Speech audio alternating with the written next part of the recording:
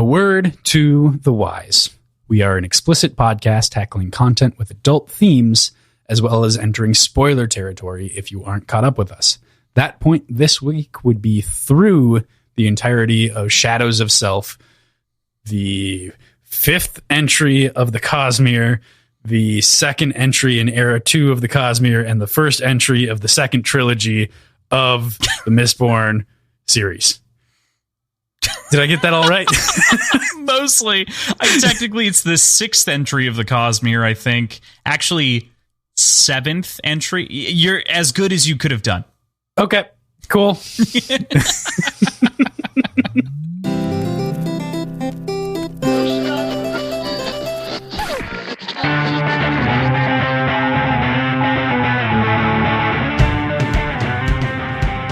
Hey there, this is Cross. And I'm PJ.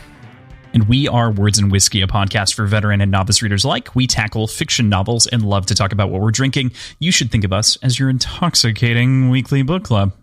I think Branderson was drunk when he thought up the numbering scheme of these books. Crossland is chasing a mouse, maybe? I don't know. He heard something in his kitchen, and now he's running behind him. I was like, why the fuck hasn't the fan turned off yet? So, took care of that. Shut up, fan. Shut up. Nobody loves you. Oh, no. This is a great time for that because we're going to have to edit around this. I figured. I am a video. This fucked up my whole setup when you did that this time for some reason. God, what did you just say? Backing up 1 second. Branderson must have been drunk when he was putting together the numbering scheme of these books. So here's like a fun thing that isn't necessarily a spoiler. So you have Mistborn Era 1, right? Mm-hmm. We've also read Elantris. We haven't read Warbreaker yet, but that's next up for Short Pour Cosmere reads. Oh, I was saying Cosmere. I meant Scadrial. I meant Scadrial specifically. Right. Scadrial, you're right on. Okay. You said Cosmere, and I was like, it's not first in the Cosmere. I think technically published Elantris is first in the Cosmere. I think. However, Era 2 is the latest entry in the Cosmere. Mm-hmm. So this is actually past, technically, in the timeline of books that we will eventually be going back and reading. So chronologically, for Mistborn, it makes sense to be reading this. But for the Cosmere on the whole, some other events are happening at the same time. Or before. Or before. Okay. Yeah. It's interesting. Ooh, I just got like a toasted marshmallow taste. Nope. Ooh, yummy. Yummy. You'll understand why in a second, folks. Okay, so today is our final episode, of course, discussing Shadows of Self by Brandon Sanderson, and we are going to chat about chapter 20 through the end. Lots of short chapters this week, which makes for a really fast set of notes. It's interesting. We'll talk about this in the general, but before we get in too far into kind of the general breakdown of the week, PJ, what are you drinking? So we decided, based on the fact that I put together the Bleeder cocktail last week, and this week it is obviously still revolving around this character who goes by several names. So starting sort of with the same base of Whiskey Campari between Crossland and I. So a Whiskey Campari building a different cocktail. And mine is named Lessie. His is Pa'alm. I hope that's not stepping on your toes by revealing that. And what I came up with was I wanted to kind of evoke the roughs a little bit and evoke the Wild West sort of feeling. So I did 2 ounces of bourbon, 2 ounces of pineapple juice, 1 ounce of lemon juice, half an ounce of Campari, half an ounce of cinnamon syrup, 2 dashes of Peychaud's bitters, shook all of that, and then smoked it in the glass. So you get this like bonfire feel. There was a decent amount of sugar between the pineapple and the cinnamon syrup that's interacting now with that smoke really interestingly and creating this, like I said before, burnt marshmallow kind of effect. And it's surprisingly delicious. I didn't think it would work out as well as it did. But smoked pineapple, I think the Nordic is a brewery in Monticello, and they do a smoked pineapple beer that's really, really good. So I was kind of trying to pull off that a little bit. But then the bourbon, I used Yellowstone bourbon in this one because that's the bourbon that I've got right now. And I think it works really well. So happy with it. But before we talk about back half beers, since we're kind of mirroring each other, I do want to go with my cocktail, just since we're kind of approximating the same thing. So the general idea is, approaching this character from a couple of different lenses. You did the bleeder last week, and I thought it'd be really fun to start with that base. I do want to add, we both also put lemon juice in ours, so there is also that similarity in the base. So for comparison's sake, I did the Palm, of which I thought is this complex but like occluded, like the Conjar. They're distant and different, and you can't quite see through them or see who they really are more often than not. So I did 2 ounces of End of Days Rye, ½ ounce of Campari, a 1/4 ounce of maraschino liqueur, 3/4 ounces simple syrup, 3/4 ounces of lemon juice, and an egg white. So this ended up being really tasty. After I added the maraschino. Before I added the maraschino, it was kind of flat. It just needed just a little bit more sweetness. So you could actually probably get away with it with just a little bit more simple syrup instead. But the maraschino gives it a more complex flavor profile that I really appreciated. All right. So very tasty. So, not in the direction of marshmallow, like campfire marshmallow. This is more like...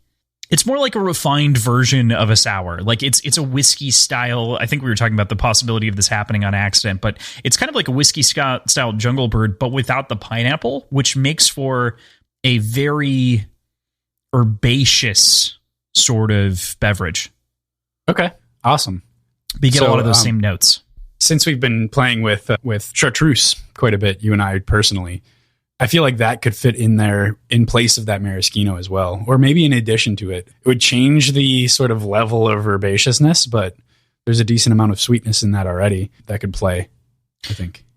I think it could. I was just afraid of overwhelming the rest of the profile, so I went with maraschino as my quick fix to try to, because like I said, I tried it before I added the maraschino, and I was like, it's just a little off, and that maraschino really touched it up. So I think to the same degree, chartreuse can be so intense that I don't typically go to it for doctoring a drink unless I feel like it needs that herbaceous bitter note. Point to a dash of absinthe, maybe. Yeah, which I've done before too. I pretty much use the two, absinthe and chartreuse, green chartreuse, interchangeably for fixing cocktails that have they're just missing a little fleck of something interesting. It's often my go-to. So. God, it sounds delicious though, man. It's super good. I wish that we could be trying these in the same room and pass them so that you could come off with your notes. That would have made this experience much more interesting. But nonetheless, I think they're two very good cocktails based on the builds. I love that cinnamon syrup idea. I didn't want to go too complex with my syrup choice, so I just went with base, but I considered the fire pepper lemon syrup that I have. That could have been cool. That would have been real off the wall, though. It would have been real off the wall. Yeah, it would have been very crazy. But sometimes that would have been a lot of flavors. Sometimes you need a revolution. I don't know. Mm-hmm. Yeah. Mm-hmm. Yeah. Kill God and all that. What's your back half beverage? My back half beer is a boysenberry, raspberry, blueberry, plum sour from Lua Brewing Company. It's called Baby Blue Sedan. It is out of Des Moines, Iowa. So they've been doing a lot of collaborations in the Minneapolis area. Their head brewer originally worked at Forager, and which has a ton of acclaim, and deservedly so. But they've been doing a lot of collaborations with Fair State and I think Black Stack, a couple other people. So excited to try this. I've got a 4-pack of it. Have not yet opened one, so we'll see how that goes. But you're not going to crack it and try it right now? Okay, fine.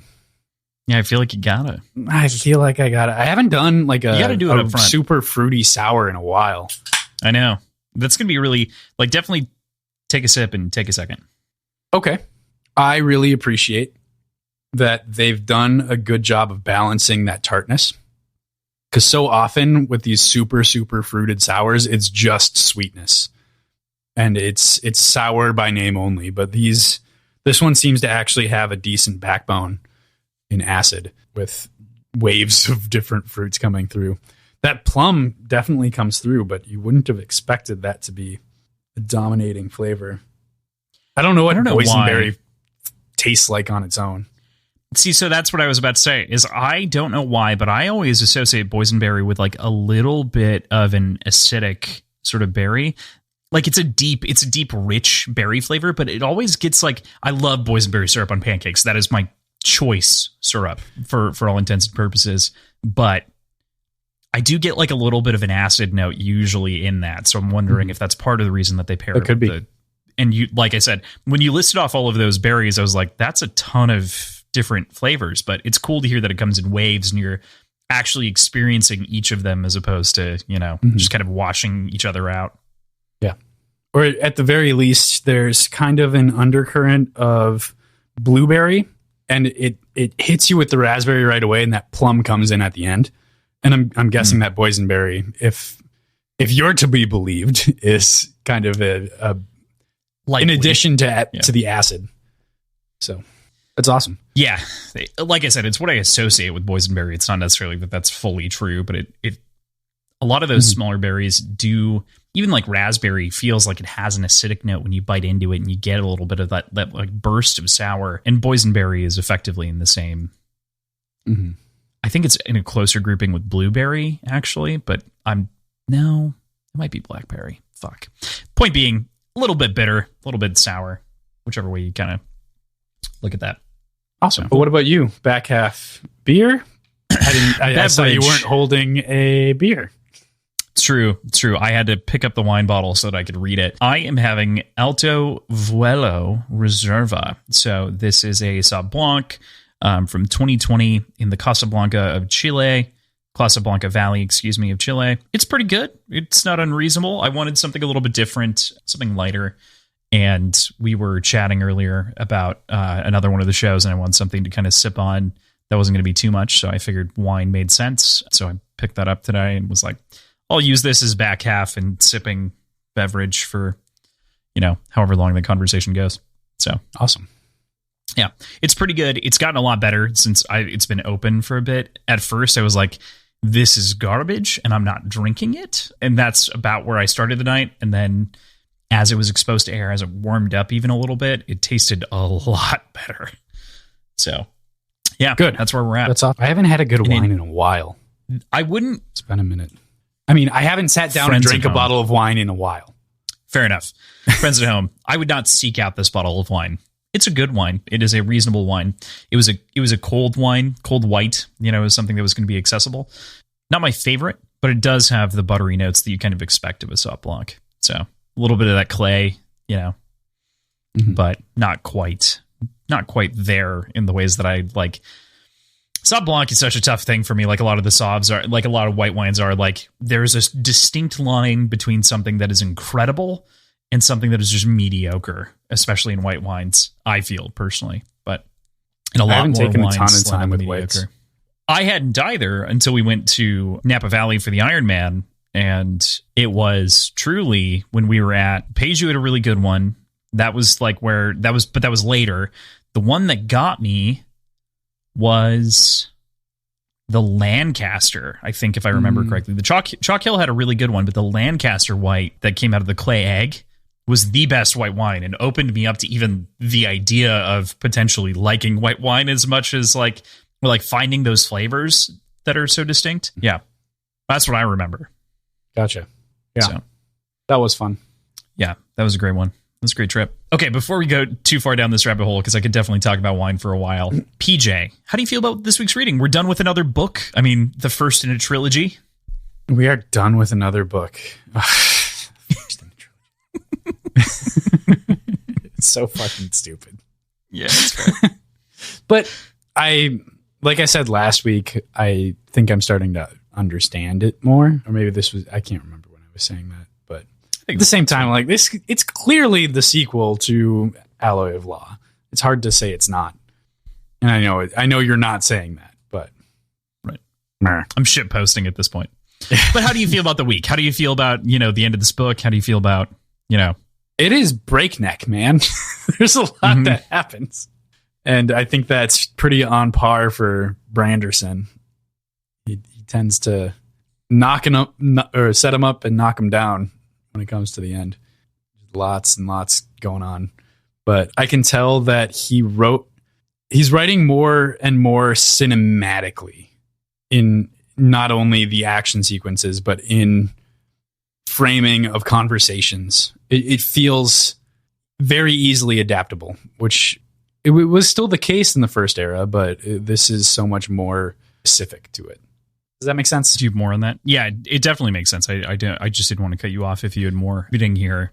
Think that one of the things that I noticed, especially in this reread, and the more that I've thought about a lot of Sanderson works on the whole, not exclusively, but a lot of things, is that they feel more like grown-up screenplays than they do standard novels, if that makes sense. And I don't none of this is dressing down or like trying to demean what Sanderson does by any stretch. I just think that he doesn't linger on flowery language, and he said that himself, because he wants you to paint the image in your head on your own, and that can be powerful, but at the same time, it can sometimes only be as powerful as your imagination versus having like a little bit of guidance that can get you there in certain moments and scenes, which is also why I think that he's gotten better. You know, that's been my new go-to description as I've thought about Mistborn Era 1 and Mistborn Era 2 is like grown-up screenplays to some degree. Yeah.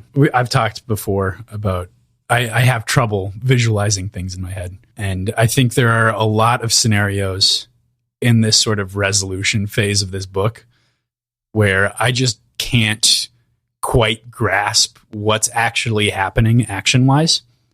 I think there's some lack of clarity in this last section. I don't want to downplay that either, because I do agree with you. Mm-hmm. So specifically, the moment, calling it out right now, the moment in which Leslie jumps out the window and fires some shots, and Wax drops down.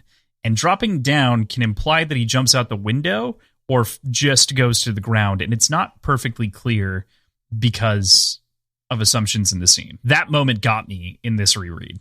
Yeah, there's that. The fact that they're jumping back and forth so frequently between these major scenes. The one I'm specifically thinking of is the end big sort of battle scene with the Allomancers, with Marasi and Reddy. I don't quite understand what's happening in the actual setup of the battleground, you know?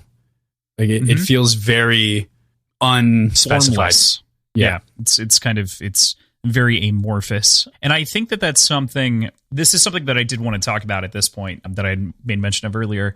It's interesting to me that if you compare Alloy of Law and Shadows of Self, the way that Shadows of Self often, instead of doing these very short chapters like the end of this book does, did a long chapter with longer sections and with similar cuts. Like altogether, to me, chapters 26, 24, 25, even 20, all of part 3 feels like one long chapter. And there's nothing wrong with that necessarily, but I do think that we lose grounding in moments a couple of times because of the way that it's split up. Like even when I approach writing these notes, so as to not be redundant, I joined the scenes back together so we could talk about the whole moment.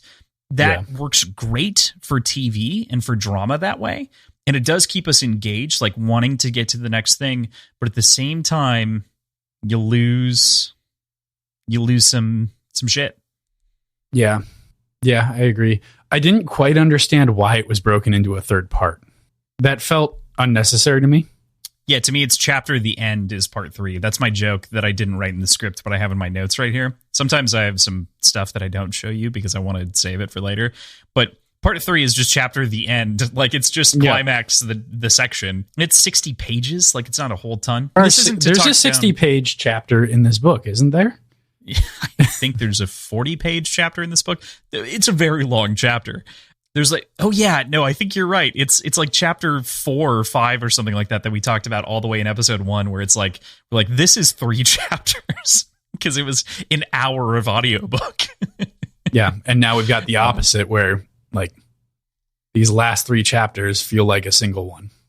The last 4 chapters, whatever it is. It's point being, opposite problem. It feels like it was one continuous scene. And I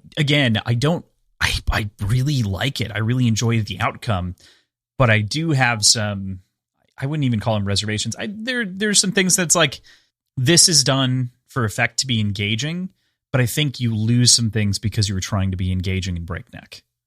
Yeah. So that's my criticism of this book on the whole. I think that's pretty much it, because I think that also the emotional moments that happen over the course of this chapter are incredible. They're well written. There's some of, personally, this death meant more than most of the deaths in the first era.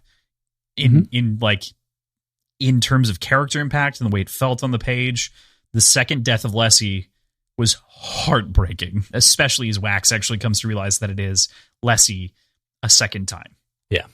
I still want to know now, where's Lessie fit into the fridge conversation?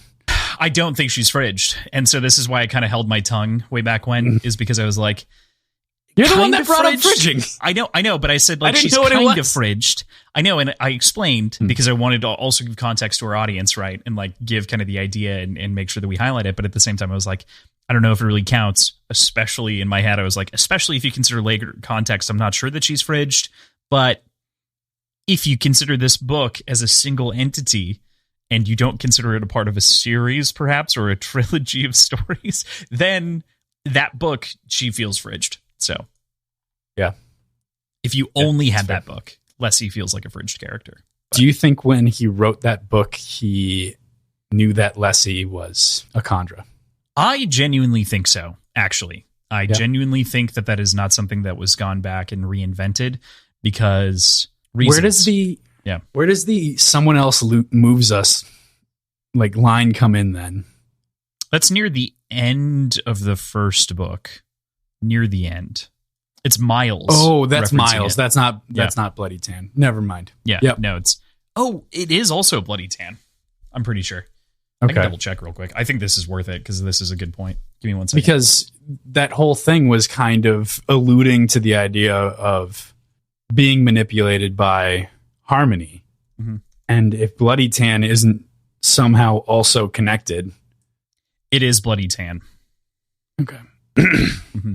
I'm still not sure what to think of that. I'll have to take some time to think on it. Yeah, it raises maybe another the question. Couple books. It's fair. It raises the question. I don't think it raises the question of were Bloody Tan and Lessie working together. I think it raises the question of was Bloody Tan under a different influence more than it does, Was Bloody Tan under a different influence? Did he know what Lessie was? Like whether or not they were working together is one thing versus fair fucking question. Understanding who she is. That's a great point. And that's why I really love the prologue of Alloy of Law, especially in hindsight with this information. It beefed up that book so much for me, especially that prologue. It just, oh, God. But it was so hard to talk about at the time because it's like, it's pretty good. Like, it's pretty cool, right? And instead of like, this is crazy foreshadowing. Like, this is wonderful, delicious foreshadowing. Right. So, yeah, cool. All right, feel satisfied with that general? Yeah, no, I think so. Cool. All right, let's go into our breakdown here, and we'll start with chapter 20, which technically has the most notes of any single chapter in this week. It's the first one that we read, and then after that, they're all pretty breezy. Chapter 21, similar, but everything else is pretty much just boom, boom, boom because of how fast everything goes. So. We start off this chapter with a familiar voice to us, but a new one to Wax, and it's our prime good boy, our faceless immortal, Tensoon. There's kind of a funny interaction here that I really appreciate, where Tensoon is kind of upset at Sazed for using his name the way that he did inside of the book, as though he's now been turned, and like society as such has turned him into like this demeaning toy, the Sunni. Sunni pups.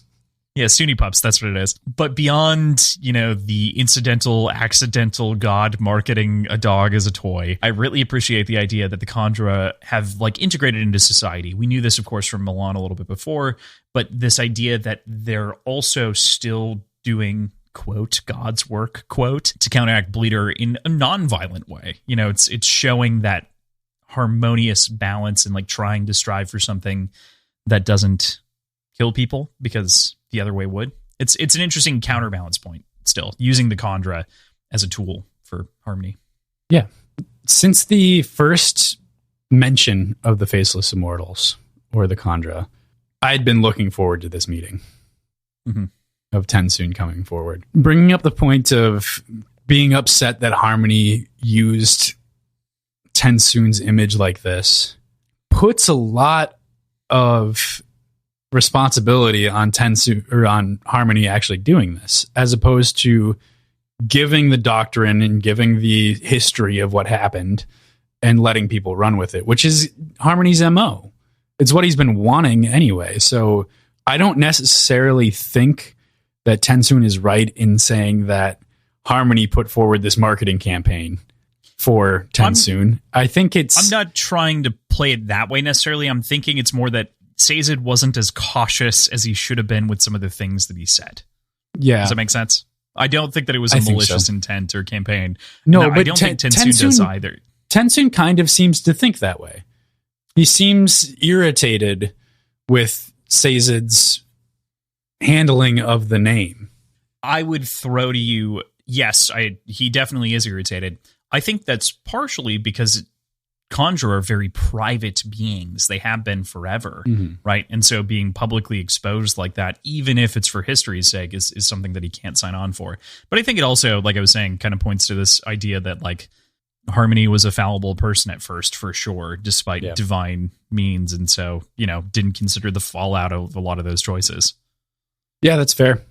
Which includes marketing little fucking dog toys. One thing I am very genuinely surprised by is that TenSoon decided to keep the Wolfhound body throughout all of this as his form of choice. I know he got uncomfortable with it, and he was starting to really see the benefits of using this body. But that was in a very specific scenario where he was jumping through the night with Vin, trying to keep up with her. And as far as I can tell, that's not really what he's doing anymore.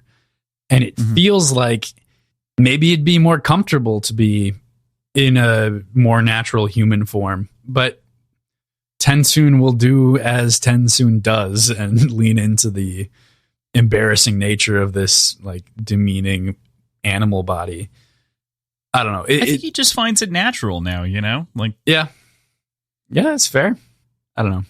He's owning it, He is. It's true. He's not wearing that.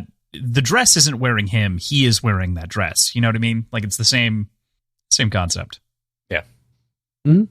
So yeah, I really love that TenSoon is back. You know what I mean? Like it was, I don't know. I don't think you had picked up on it last week when you heard the voice, if you'd actually caught that it was TenSoon or not. It's just such a good reveal, especially with the way that chapter ends with it being that voice. And it's almost familiar, but it's just a little bit raspier because he's older. And that's, again, just credit to Michael Kramer for like just changing it just slightly to convey the extra 300 years of age. So good. Yeah, totally fair. Yeah. But as they head deeper into the cavern, we find underground, preserved from the end of the world, Critic Shaw. And it's preserved because people had fled there. And, it's a small note, but the idea that the pooping room did, in fact, survive the ending of the world is fucking hysterical to me. I could not mention it. You know what I mean? Like, this has been our bit since the beginning. Like, it's here. It's survived. Yeah, it's just the pooping room that survives, right? So I think mostly the way that my brain envisions this, right, is they're walking through the caverns and they walk into a big open space, which is that dome that encompassed the pooping room. Right. If that makes sense. Yep. And that's how downstairs you'd get the Well of Ascension, and you'd have that storage cache that was there as kind of the front end of the Well of Ascension. And it wasn't a full storage cache, but there was stuff there. That's why they were kind of confused when they walked in the beginning of book 2. And then you've got like basically tunnels that spiral out from this like subterranean dome. That's how my brain pictures it. Okay. I can get behind that. Was this but the spires were broken and like everything else was destroyed by Vin, and at the end of book 3. Yeah, it's mentioned that he basically plucked the sort of bunkers or caverns or whatever that people were hiding in, and that was one of them. Was that for the Khandra specifically, or was that for everybody? It was for everybody. So he he pulled all of the places that he saw the people in, which were these protected metal entities, right? Those like solid bunkers, basically, and pulled them all together for them to emerge into what was laid out to become Elendel. And so, like, all of them became centrally located at the end of Hero of Ages. I'd recommend, especially now, having been in Era 2 for a bit, just go back and read, like, the last 50 pages of Hero of Ages. Like, the last chapter where Harmony comes out, or, like, the last 2 chapters-ish, to get an idea and to, like, see that foundation, because now that you know where it goes, the foundation feels stronger, if that makes sense. Mm-hmm. And some of those things, you know, not like it's overly relevant, but it paints a clear picture, or a clearer picture, I think. Because why would, and this is something that I think Brandon does brilliantly, but like, why would Wax ever linger on those details? It's not something that he would think about. It's not something that would be in any of these POVs that we experience. Right. So. He does mention, looking in at the pooping room, that the Well of Ascension itself would be in that space. Mm-hmm. So he is looking at the entirety of the main structure of Kredik Shah, as opposed to just that hut. Yeah. Well, and he's also asking all of these questions about Era 1, right? And all of these different details. He's talking about the Ascendant Warrior directly with Tensoon. Mm-hmm. And the Cassandra, the end of the world itself, you know, and we get some like details, and even what happens to Mistwraiths when they revert, or when the Kandra reverted to Mistwraiths, where it's like details became fuzzy for certain portions of life, but not necessarily holistically gone. Like he lost some segments of memory as a part of that animalization or like reversion, but he didn't lose everything. Well, yeah, he says it seemed to be directly related to the amount of time. Yes, it was proportional. Yeah, he said he was Mistwraith for an hour, so he lost a lot of the most recent memories, but very crisply remembers his interactions with Vin as like the last thing he remembers. Mm-hmm. Yeah, so he lost a lot of the battle, but he remembers everything else. And that it's such, inside of this little segment is also probably even better than anything written in Era 1 about like Vin as a character.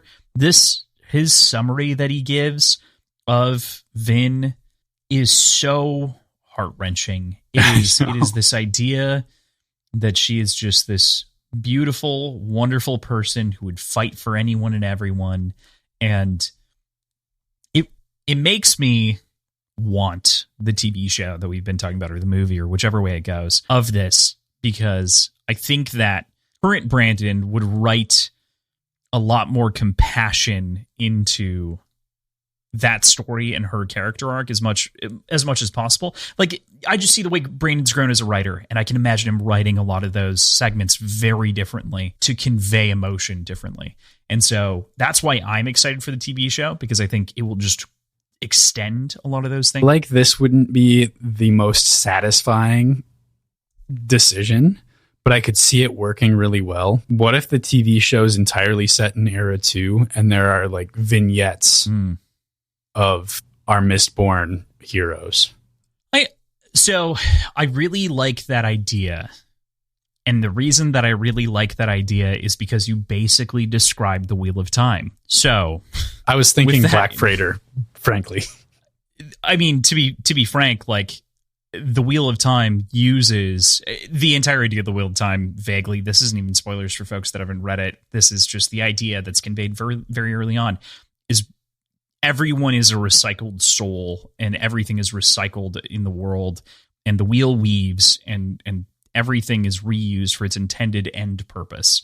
And as such, a number of things continue to resurface. And so sometimes people have memories of lives that their souls equivalently lived before. And similarly, a lot of that history works itself out naturally as either memories come out, or as we talk about this like futuristic past, or you have a character of whom has a very direct connection with their past self, and can basically see into a lot of that past, and is almost two people in one body. Yeah, I mean, so I totally understand exactly what you're saying. I think that I would rather see Era 1 than Era 2, if that makes sense from that perspective. I know, But I can also see agreeing with the framing idea. Like I can see that working.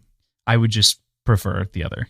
I feel like there's so much more content that can be just kind of implied out of Era 2, whereas Era 1 is very strict events that can be kind of plucked and focused on. This is obviously like its own story, but I could see it just living in segments and then being able to sort of directly compare what happened to how it's preached now 300 years later. To that, I think that is going to be a very interesting thing for a show to handle at some point, a la Game of Thrones, and House of the Dragon. At this point, we're starting to see those comparisons. Also, eventually, I think we'll be able to extract that from Rings of Power in the way that stories are talked about in the Third Age and kind of how it's mythologized, even though some of those people are still living. But I do think from a presentation perspective, what you could really gain by doing Era 1 and then Era 2 is use Era 2 to go back and sometimes fill in details from Era 1 that were missing. You know what I mean? Okay. Like you can use it to like wheel back the other way. Like that. Especially, I mean, a great instance of this that we're seeing in the text right now is what happened when the Kandra pulled out their spikes, right? And so you can get some of these different moments and elements that were missing, or like the fact that Bleeder was the pet Kandra of the Lord Ruler, right? This is another great thing that's brought up inside of this chapter, right? Is this idea that like, what did Bleeder actually do? And then you can go back and you can kind of see and, like a fun animatic style cutscene and maybe like a, artsy cut. You can see a takeaway of like Bleeder toppling empires as the shapeshifter, which would be super cool. Yeah. I think that would be one of the really cool things to see is have this base history of Era 1 and then start to see it expanded upon 300 years and a world-ending event later. Right. Yeah, it'd be cool. Yeah. Speaking of Bleeder and Palm and Lessie, as we know this being, we come to a scene that Bleeder had left, the words of founding with lies, lies, lies written on them in blood. And we get a lot of this lore that I was just talking about with Bleeder, that she was this pet Kandra of the Lord Ruler and showed back up unexpectedly after the fact, which is great that, of course, she survived. And Tensoon was very appreciative because she's a skilled person who could guide the Kandra into the future. But it really begins to get to the heart of her intent here, which is for her to take down Harmony, because apparently he had her do something despicable, of course, of which we know by the end of the story what that despicable thing is for her. Yeah, the subsequent read-throughs of this takes on a very different vibe. It's fucking brutal. Yeah.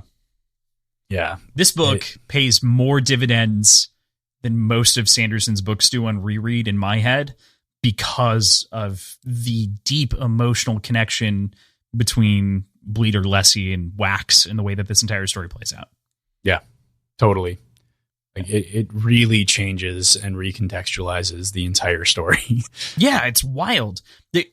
So many times authors have great twists that I think ultimately pay good dividends for the end of a story. This pays dividends for all of the story. Like it pays dividends for the book prior, even, and in different times, like we were talking about earlier. Like this is a man's entire being that's being defined by a lie, a forced lie. Like this is beautiful in the same way that Looper is beautiful to me, and like that appreciation of layers of story interacting with each other over a time loop effective. Like it's the same kind of meaty thing that I really love. It is. And the most impressive part of it is that it's still a satisfying story in and of itself without that reveal. Right. Like that's some depth right there. Yeah. Oh, yeah. Like again, like you're saying, without that, you have the innate reveal. You have a lot of these different character moments that come to fruition. You have Milan and some of the humor that comes out there. There's this book is so good. I think it might be my favorite Mistborn book, and I'm not saying that to like demean Bands of Mourning since we haven't read it yet, but I think I love the way that this attacks character in a different way that Brandon has never touched. And I know that that's a very uncommon opinion, that Shadows of Self is like most people rated a 3.5, if that makes sense on the shelf. And I'm like, I have a tough time out of 10 or out of 5, excuse me. It's like a 7. Yeah, 3.5 out of 10 would be bad. But I don't know. I have a tough time. You don't like 7s though. I don't, which I wouldn't give this a 7. I would give it an 8. Like this is on the other side of that coin for me. Yeah, I'm just fucking with you there. Yeah. You want the honest truth. Hero of Ages is a 6. Well, of Ascension's an 8.5, 8, somewhere in there. Mistborn's an 8. It's probably 8.5. But like top of that pile. You could go because 9. I can't give 7s. That's the rule. I don't think I would give it a 9 because there are flaws that we talked about earlier with the writing in different moments. But the story beats, I'm in love with. I'm in love with the story beats of this story. So, yeah. So you want to give it a 4.25 stars? I would give it a 4.25 star. All right. Pretty easily. Yeah. I would also give Well of Ascension 4.25 star, but if I had to give like a preference, I would give this the preference. Okay. So, and I'm very excited to again reapproach Bands of Mourning because maybe that'll change, but with kind of the slower perspective, but we'll see. So, all right. Anyway, we move to Wayne, and we get to see a demonstration of what Tensoon had mentioned of the Conjure Priest replacements promoting peace. Holy shit. That is, I wrote that myself, and that is such a diction-based sentence that's incredible. There's so much consonance there. Okay, we're just gonna do it again so that I can try to get through it because it's very funny to me. So we move to Wayne, and we get to see the demonstration of what Tensoon had mentioned of the Conjure Priest replacements promoting peace throughout the city, and the conspirators spreading the negative news and riling up the populace. Well, he's got one of those Conjure melting serums and injects that guy that's up there that was rioting them and pushing them to this edge of the precipice of bursting over and rioting in the city. Has one of those Conjure melting serums, as obviously planted by Bleeder, and injects the priest with it, despite Wayne attempting to make this stop, jumping between his speed bubbles. Yikes! First of all, I had completely forgotten the effect of this serum. I thought it straight up killed the Kandra. Yeah. And in like my first read through of this, I'm like, holy fuck. Like we're seeing this like torturous death scene. Jesus. And then I remembered. It was all good. It's still fucked up, but it was just a little gloopy for a little bit. And then they're fine. Yeah. Because Milan gets stabbed later. Right. So, yeah. Whew. But this is another one of the examples of really not super clear action being described, specifically that of the speed bubble that Wayne puts forward and how he was planning on like putting the bubble down and like running. Was he doing almost a sort of horseshoe trick of his own in that he was going to kind of overlap bubbles and try to like move forward without actually like letting time continue for long enough? Well, he had to let time continue, but that was so because he's only one Allomancer of Bandalloy, he has to break the bubble because the bubble is centered on himself and he can only maintain one bubble at a time. So as he runs, he drops the bubble, runs to the edge, breaks the edge, removes the bubble from existence, pops up a new bubble, runs to the edge, drops the bubble, pops a new bubble. So it's a horseshoe trick. Yes, horseshoe trick was a great way of describing it. Okay.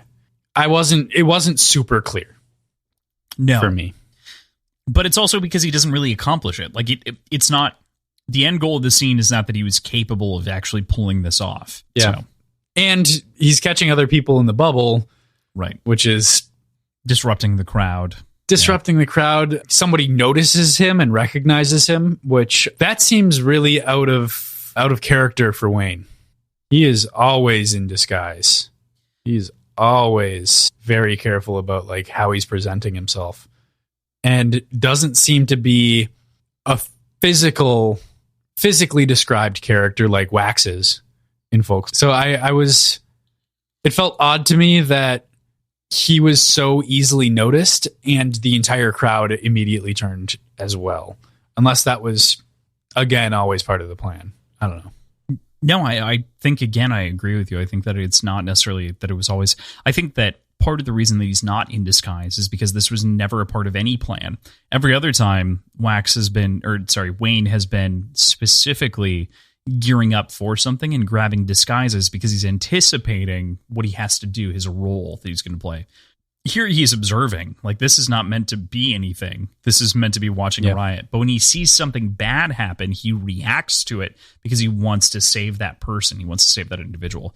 So that's where, for me, it breaks, where it's like he wouldn't be disguised to begin with because, it's on the lexicon at the moment. Fair. So, yeah. It's a crazy moment, though. It's kind of the whole droopy, stabby needle thing for Kandra is very horror driven. It reminds me of The Thing. Like, I want to see John Carpenter's take on Kandra so badly. Oh, yeah, right? Oh, that's interesting. Yeah. I would lose my shit for that. Yeah. Yeah, that'd be pretty good. Mm-hmm. I think so. All right. Anything in the paper that you want to talk about? It's the last paper of the book, so it's mostly an Elemancer Jack story, but... Yeah, fuck ton of product placement right there. True. This felt like the most clearly yellow journalism of all the papers that we've seen. Doing everything possible to paint Wax in a bad light without actually saying anything bad about him. Just making the assumption and allowing everybody to go along with the assumption that everybody thinks he's a bad dude. It was kind of clever, but that's what this is. But this one was definitely the most overt, clear examples of that, of the 3 or 4 that we see. Yeah, I definitely agree with you. I think that this is, I think it's 3. I think we see 3 because I don't think we saw one week 1. I think we see one beginning of week 2. And yeah, so I think we just see 3 papers in total.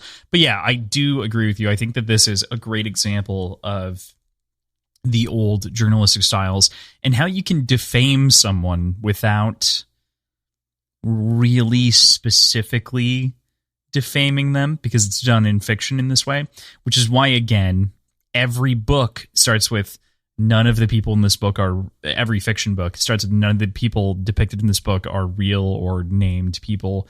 Any incidental namings are accidental and not implied, which is how you can get away with crazy shit like this.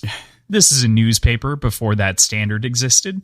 But, like the warehouse guy is very clearly, what's his name? The CEO of Walmart forever. It's the Walton, patriarch of the Walton family to begin with. Sam? What's Walton? Sam Walton. Sam. Yeah, very clearly Sam Walton. But he gets away with it by dodging around, even naming him anything anywhere near, and then fusing together with Bezos. Yeah. Yeah. Similar concept, but this is very direct. This is before that standard was adopted, clearly. And so we get to see, we get to see yellow journalism in action, which is fun, I think. True. Exactly. To your point, though, you can get pretty overt with it and still fall under that parody law. Satire and parody is, right. For example, all of South Park, with that little disclaimer right at the beginning, any likenesses are entirely accidental. True. And just name them exactly who they are. Yeah. Fair point. Yeah. Fair point. Cool. All right. With that, we go into chapter 21. We move back to Wax and Tensoon, away from Wayne, of whom have a quick discussion about Bleeder thinking about her actions as freeing the people from the influence of Harmony. When they're interrupted by a shrill howl from the corridor, they quickly rush to find another way out while being chased by a group of hemalurgical constructs. This is like a fucked up first edition prototype of an Inquisitor. Is kind of how this feels to me. Either way, yeah. Or a Koloss, I suppose. Yeah. Yeah, that's a great point, too. But it's not either of them. It's just... Which is really concerning, considering how long the Lord Ruler spent trying to find an additional being that could be created. Insert applause noise here, PJ. This is a point that I had written in my side notes that I wanted to bring up here, and I'm so glad that you did, because it is a It is something that I think a lot of people misinterpret to some degree, is that like there's a lot of intent behind the creation here. This isn't as strictly an accident as it appears, because we know that it is so hard to create these things and make them live and do anything to begin with, which implies a lot of knowledge and a lot of guidance of something that we don't understand within the realm of hemalurgy. Like, yes, you understand, like we understand the rules of hemalurgy, but this means there's something extra normal here. The Inquisitors also, over time, like after the Lord Ruler's death, the Inquisitors expand upon what they're able to do with themselves and the spikes that they're able to use and where to place them. So there is innovation that happens within this realm. Guided by ruin, though. That's a great point. So that's a great point. That's my issue with this.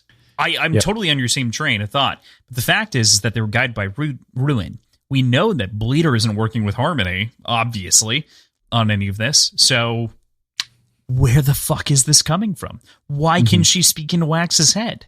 There's so many different rules that are being just tweaked and broken that it's like, what is going on? And with context, we know that Wax's assumption is to follow the thread of Trell, which makes sense as another god in the arena. It's not Wax's, it's Maricy's. Is that Maricy? Okay. It's Maricy's. I couldn't remember. Yeah. But to your point, at the very end of the book, that's kind of what we get. But it still raises a question. There be monsters in the god field. And, man, where do those powers lie? Where are these extra metals coming from? Is that similar to Atium, this other god's body? What's going on? Crossan got up and left.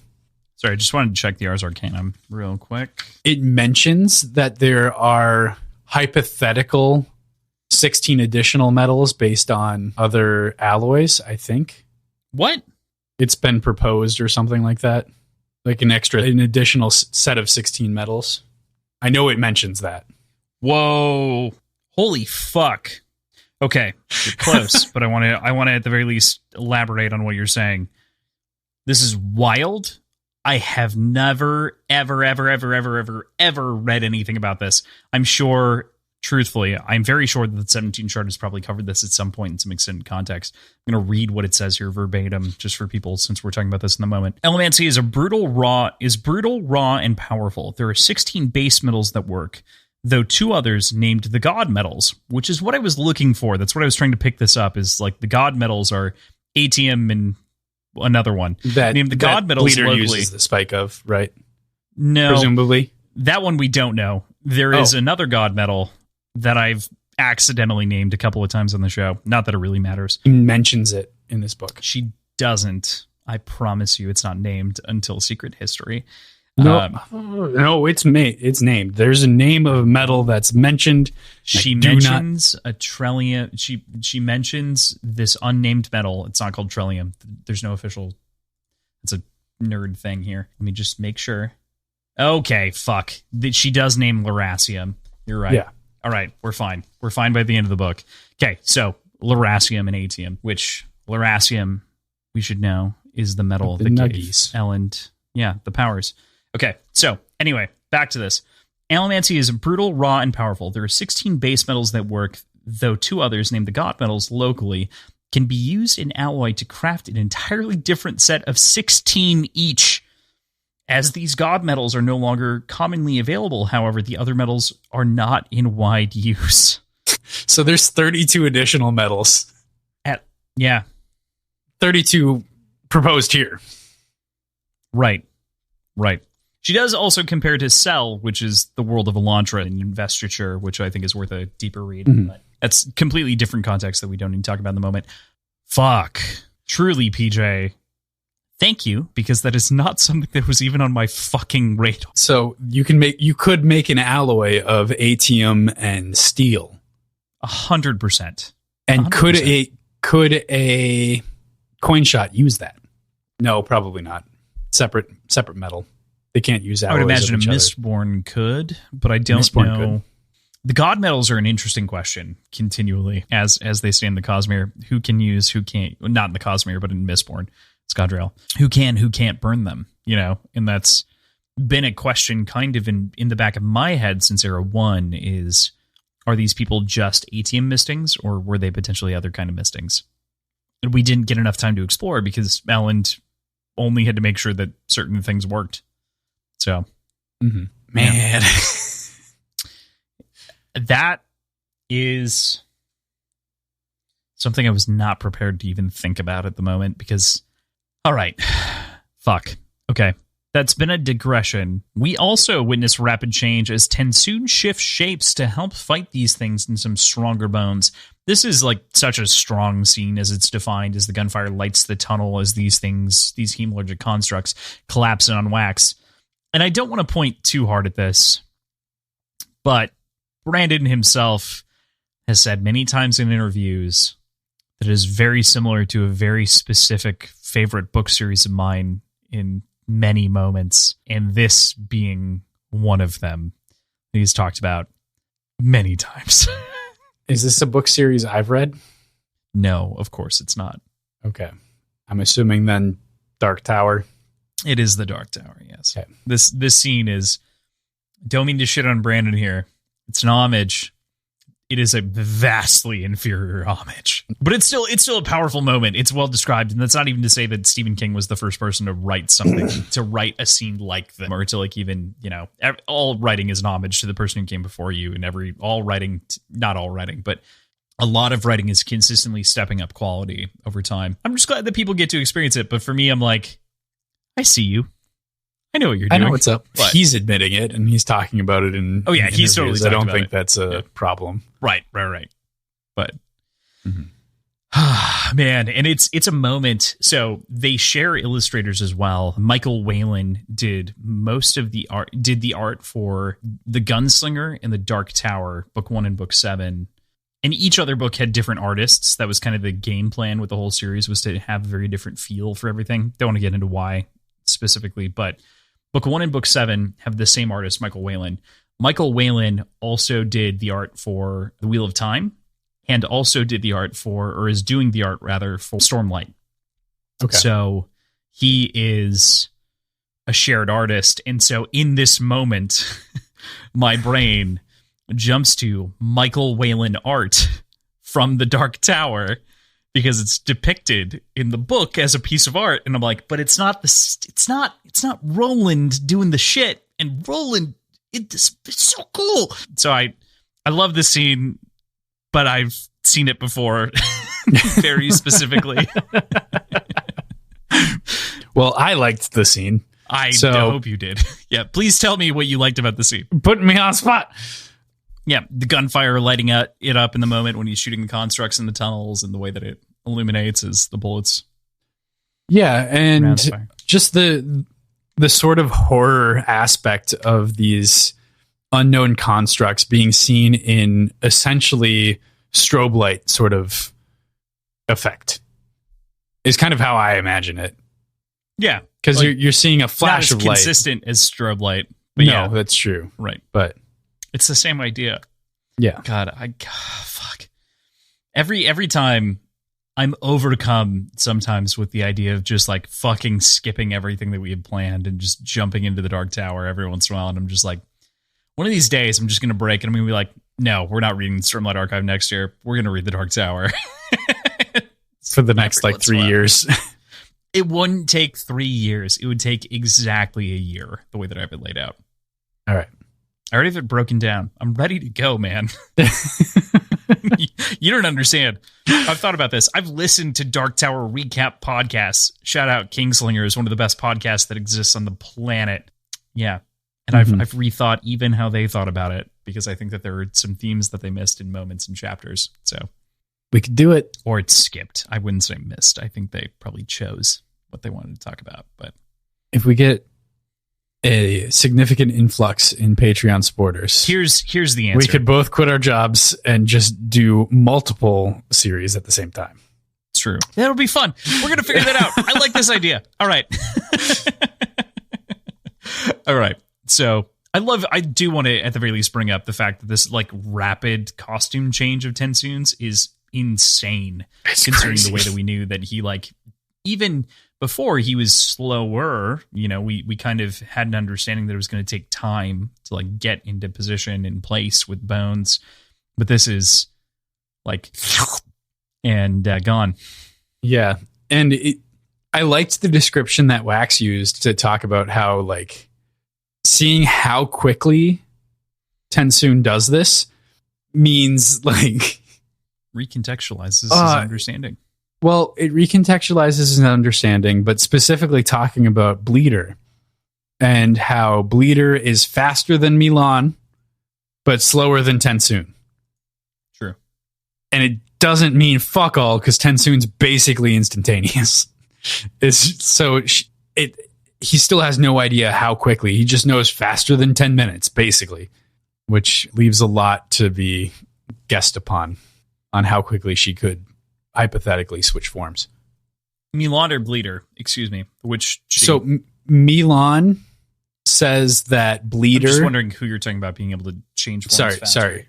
So Bleeder, is that early on she's talking to Wax and saying like Bleeder is faster than Milan is, but not as fast as Tensoon. Right. So he had that sort of reassurance like, okay, she's not the fastest possible. So she's going to have some time. Like if she has to change form, it's going to take a little bit of time potentially. But now understanding that Tensoon can do it basically instantaneously, he's like, all right, then how the fuck quickly can Bleeder do it? This doesn't give me any like information.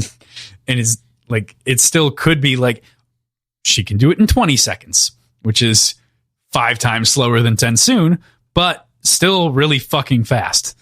Or it'll take 5 minutes, which is twice as fast as Milan, but significantly slower than Tensoon. Like there's a huge range there.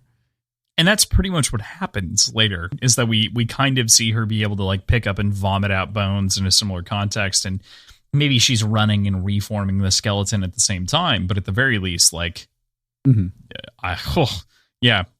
your point, it's a great expression of this moment to be like, okay, so they're both third generations, and we have an understanding of what they can actually do. Mm-hmm. And she's very experienced in the field. Mm-hmm. Being the pet Khandra of the Lord Ruler, she was very experienced and potentially just as experienced as Tensoon was. It also lends an explanation to how she would lean into politics first as her like leverage motivation, because she's done this before. This is not something new to Bleeder Palm before. Right. Yeah. There's a line that I hear that I absolutely love once the violence has settled. It says, "I will need to ask Harmony if I have failed him in killing this day." And Wax replies, "Why would he care? He uses me to kill all the time." And Tensoon replies, "You are his ruin, and I him his preservation." It's such a strong moment. We were talking about this dichotomy earlier that it comes down to, but this is cheesy as fuck, and at the same time, profound. Perfect picture. Yeah. And stabbing.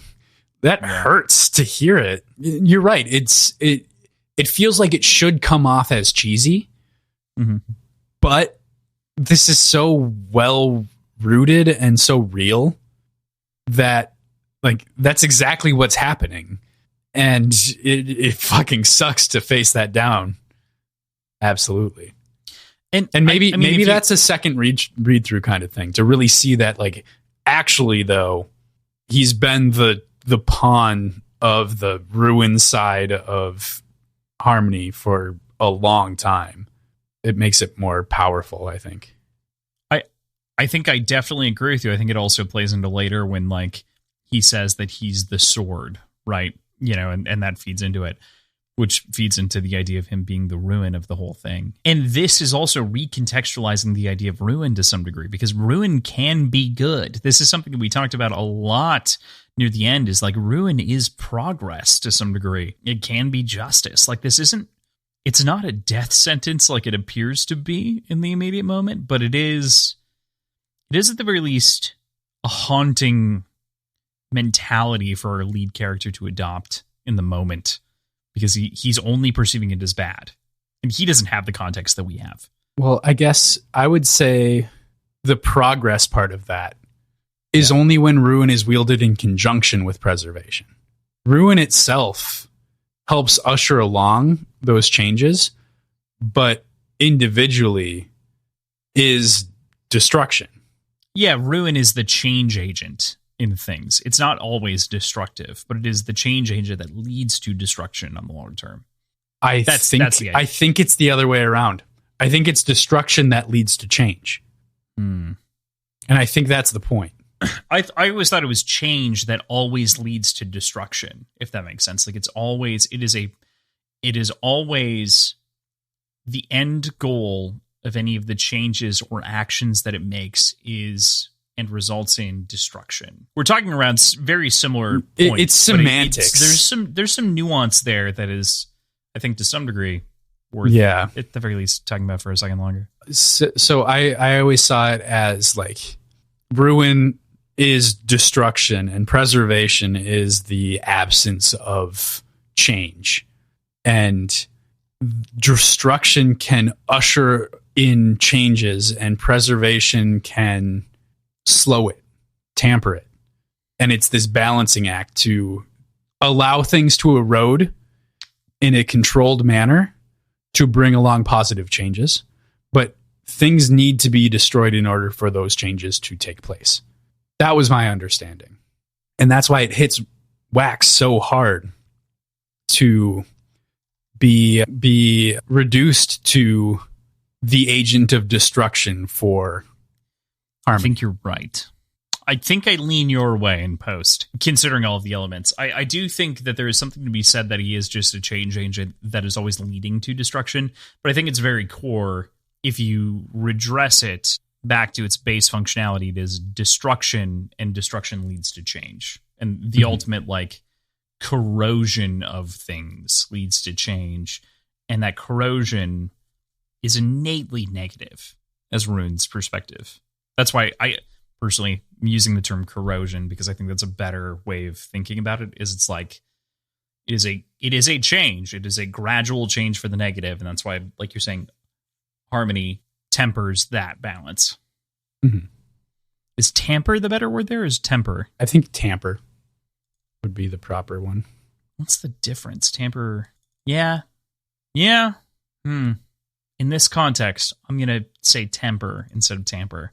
But because exert a secret or corrupt influence upon someone, tempering is like bringing them into line. And that's what I think harmony is doing, or what preservation is doing, is bringing someone back to the line. It's a neutralizing or counterbalancing force. But that is a very narrow discernation for like a crazy, slight difference in words. Right. Yeah. Love it though. I fundamentally, part of the reason that I love this story as much as I did, and part of the reason I wanted to cover it, is there's a lot to debate after you get past Era 1 with the idea of godhood and the idea of these gods and their influences over worlds. And magic systems are cool. The characters are generally pretty good. But the cosmology of this whole universe is the best that I've seen depicted on paper. I think, period. I think that's what I give the Cosmere. Not that we're there yet entirely, but as you can tell, it's already getting really interesting. And we have two gods and maybe a third intervening in the moment. Yeah. Maybe.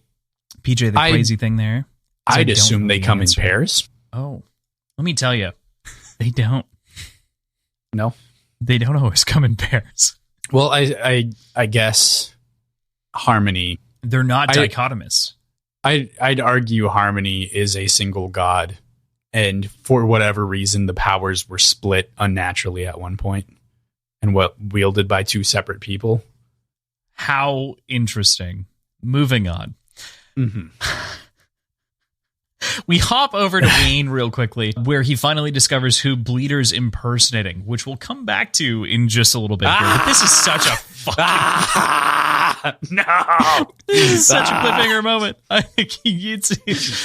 How'd you feel in this moment when you were reading it for the first time? Who'd you think? Who'd you think he keyed into? That's the other question. Like, I absolutely thought it was the governor. Did you? I did. In almost every reread that I've done, I think there is actually not quite enough evidence on the page. There's not. It was a stab. It was a stab at it, but this is not something I've ever assembled from his perspective. I don't remember why I was thinking that. He's listening through a door, right? I think he's listening from under a window. Yeah. It felt like it was somebody important and somebody notable that he recognized. So it made sense to me that it was head honcho. Yeah. Sorry to just scream over your speaking a little bit there. No, you're good. I really couldn't tell you why. Yeah. So he's underneath the mansion and hears the voice. Mm-hmm. So it is at the governor's mansion. Yes, it's back at the mansion. And he comes to the realization, which is why, like, at the same time, I'm like, we've talked about things. Again, I've said that this is one of my favorite books in the Mistborn series. It's definitely in the top, without having reread Bands of Mourning super recently. I would say it's in the top 3 easily. It's definitely right up there with Well of Ascension for me. This is one of those moments, though, that I heavily critique because I don't feel like the story is written like a mystery. It's written almost Holmesian, or it's like it's meant to have us assemble these ideas and thoughts. But I think sometimes it doesn't lay them out clearly enough. And this is one of those moments that we get some foreshadowing that we eventually pay off with the gum that is on the wall. And we get to kind of see that Wayne put it together. But there's no way for us to know in this moment. There's no way for us to have figured out that Bleeder was the governor in 8. So that's, I think I'll probably, this plays into when I see what you wrote Wayne brings it up. Right. Sorry, my bad. Yeah. This plays into the same sort of section where Wayne figures it out, or where Wax figures it out. Yeah. And it creates this weird scenario where we're constantly getting, not necessarily foreshadowing, but kind of false foreshadowing, I guess. Delayed feedback almost from characters. That's the way that I've thought about it. Because, like, Wax is on the wrong foot when this chapter ends. He does not actually know who Bleeder is, and he's got the wrong heading coming out of the end of this section. But we have a very different perspective from Wayne, and so. But throughout this entire book, yeah, we're getting Wayne really focusing in on people's accents and saying, like, I'm going to catch a Khandra using an accent improperly. They're going to screw up. They're going to, like, and he's constantly looking out for it and constantly talking about it. And we finally get this scenario where he catches it, and he doesn't get to give the payoff for us as readers. It's really strange. It's like a false foreshadowing payoff. Mm-hmm. I totally understand where you're getting at. I don't know what to make of it. I don't know what to call it. Yeah. I don't know if I like it or not. Again, talking about criticisms, this is one of my big criticisms for this book. And I think it belays a couple of different times that it happens. But this is the biggest example to me, is that we're getting an Agatha Christie-esque moment, which is to say that we have a character of whom in the moment realizes something, but we don't actually have enough context to understand what they realized, versus in an Agatha Christie novel, we're kind of piecing it together with dramatic irony well throughout those moments. This is something that's separate, and that, like, it doesn't quite feel right. It's not. Brandon is playing the part as a writer of a mystery novelist here, and at the same time doing the magic, doing the world building, doing everything else. And I think the mystery novel that this is trying to center itself around falls to the end of the genre choice, if that makes sense. Like, and it deserves the most attention because it is the driving point of the plot, but it is not, unfortunately, for our perspective. I think it would require an additional scene, like an additional scene of Wax not knowing that the governor is Bleeder. And us seeing the resolution of Wayne figuring it out, getting caught, getting subdued, and then watching that interaction while like gagged and tied, not able to interact, but watching the interaction of Wax and Innate, I think that could have been a really cool scene. And then have Wax find it out, or Wax seeing Wayne off in the corner just at a glance, and then piecing things together from there. You're right. Then we get the dramatic irony. Yeah. I don't know. I think that could have been played differently. I think the only reason that it makes any kind of sense to play it this way is the intimacy at the end of this that we have between Wax and Lessie. And so I think it's important, and Brandon is trying to highlight those. Brandon has written himself, I think, a trap here that he cannot work himself out of, which is that his main character and all of this is the entire focus of the story should be on the relationship between Bleeder and Wax and the way that they interact and fight each other. However, in this immediate moment, we, like you're saying, should be seeing it from Wayne's perspective, because it would be a more fun scene if we saw it from Wayne's perspective in the closet. Like, this would be a very fun scene to see through the slits of a closet and like hear it happen. It'd be a fun scene from a film perspective. It'd be a fun scene from a writing perspective. But in this moment, it'd be fun to hear Wayne interject his like thoughts into their interactions. Exactly. Totally agree. But Wax, it's so important that Wax doesn't recognize that this is Lessie in the moment, and that it's just this recognition that it's Bleeder, that it's Condra, and that reveal. It's a mixed bag. Like, I think the other way is better. Could I know without having written it myself? I don't know.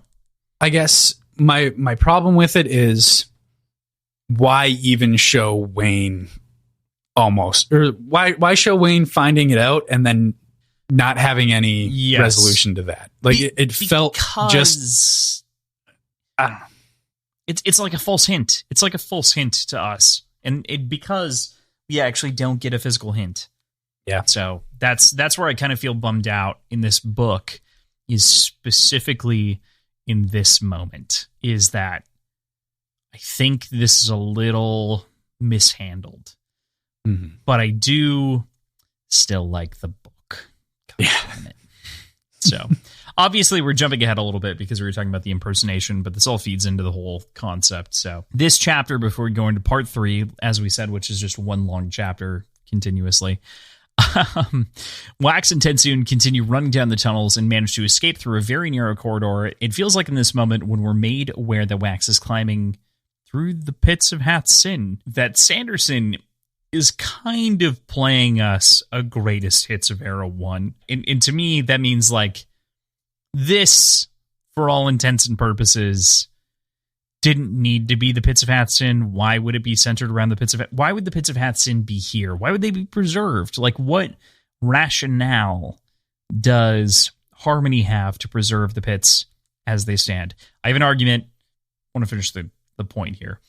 Anyway, they eventually escape, and Wax begins to piece together what he believes to be Bleeder's plan, even though, as we've said before, it's going to be incorrect. He's got an incorrect footing, but he has an idea, and he's heading out on that hunch.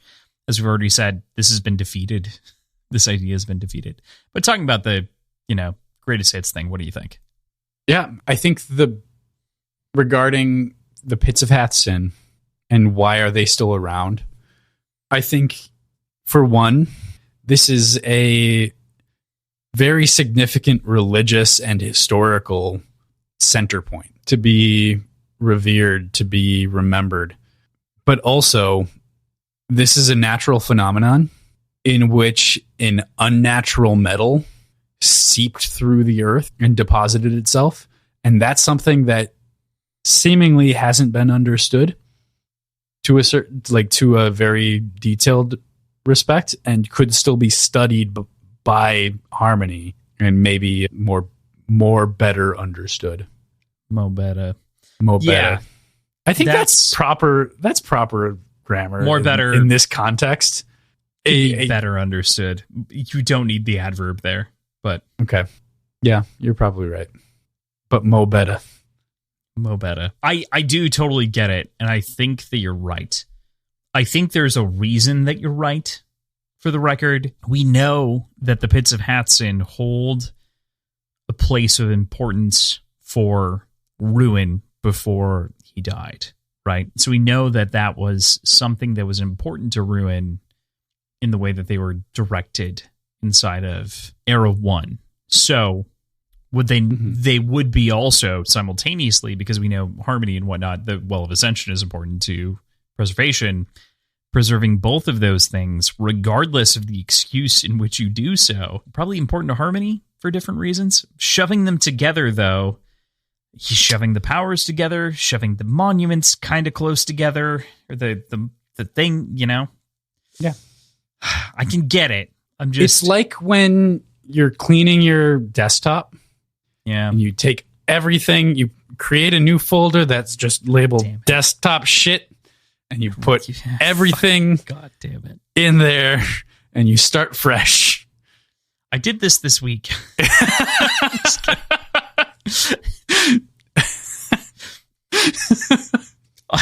I have Words and Whiskey digital cleaned, and I have Words and Whiskey digital dirty. And I'm trying to move everything from dirty into cleaned, into organized piles. And god damn it, do I not feel exactly what you're talking about, because you're right. You're entirely right. Mm-hmm. I felt like it was fairly heavily implied in the first book that these pits would be repopulated with ATM, because after they're spent, it's going to go somewhere. It's not just fucking gone. It's been spent, and it will be reconstituted and recycled somehow, is kind of the implication that was laid forward. So, yes, you're right.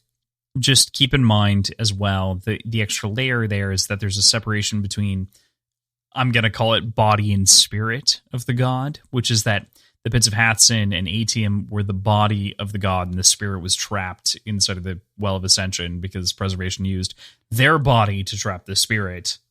Right. If that makes sense.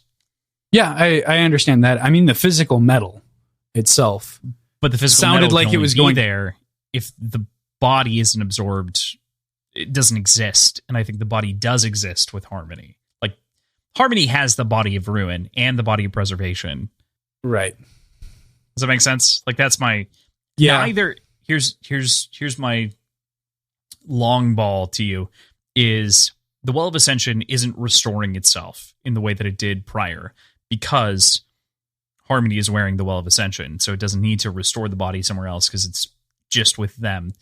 And simultaneously, you also have the body of Ruin, which was the Pits of Hatsin, which is just going directly to Harmony again. So the powers are gradually becoming stronger and stronger and stronger in them over time as they regenerate, as opposed to the sort of dichotomous separation that had happened on Scadrial because these powers were fighting each other and had separated themselves into two pieces apiece. Mm-hmm. Okay. Does that make sense? Yeah. It's my long ball. Doesn't make sense pitch. So, yeah. I'd need a lot more time to like contextualize and mythological breakdown. Yeah, yeah, that's fair. I get it. I'm providing context that, sometimes one of the biggest bummers of these books, are that it's all worked out in between the lines and then just reaffirmed. But That said, that's the explanation to me as to why the pits still exist in the way that they do, and why they would consider preserving them is if the body was separated, it seems as though it would return to this location, just like the Well of Ascension being preserved for the same reason. Right. So, shoulder shrug emoji. Cool. All right.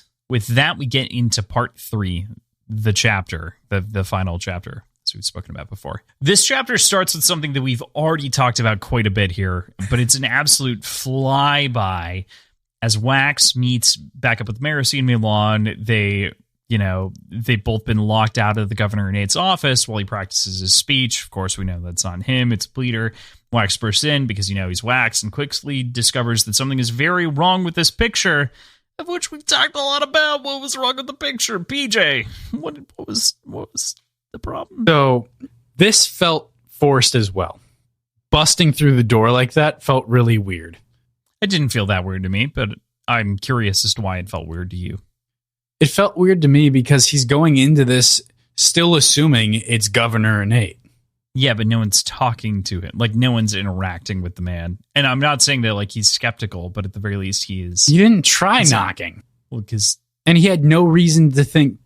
I don't think that he thinks Nate is the bad man here. I don't think he's walking into the room assuming that Nate is what's wrong. I think he wants to talk to Nate and then realizes something is wrong.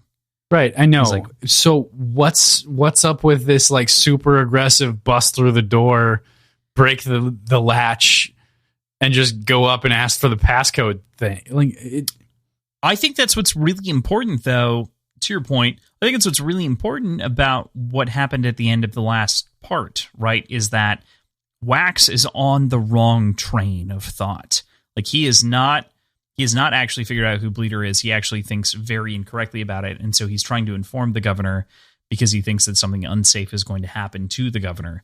Then, while in the room with the gum and everything else, he starts to work it out piece by piece. So, This is that construction. I don't find the charging in wrong, but I do understand the general idea that Wax feels bad in the moment.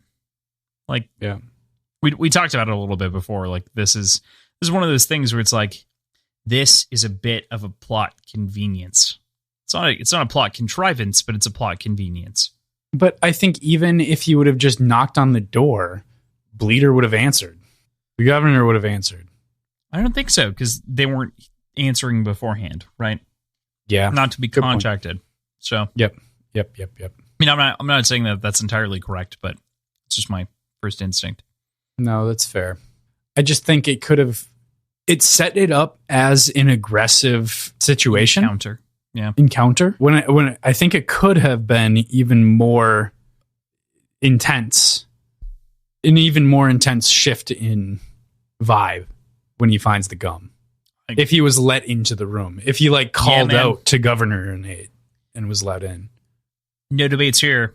I think that this is one of the weakest parts of the section, as discussed previously. I think that this is this is the weakest part of the novel to me, and we don't often talk about, because I don't think often it's worth like highlighting, but this is one of the problems with this book in my head, and that this is a core issue that you just have to square up with and deal with the fact that this is a contrivance to make other things work well. Right. So you can't fix it. So you just got to deal with it, which is why I get why people rate this lower.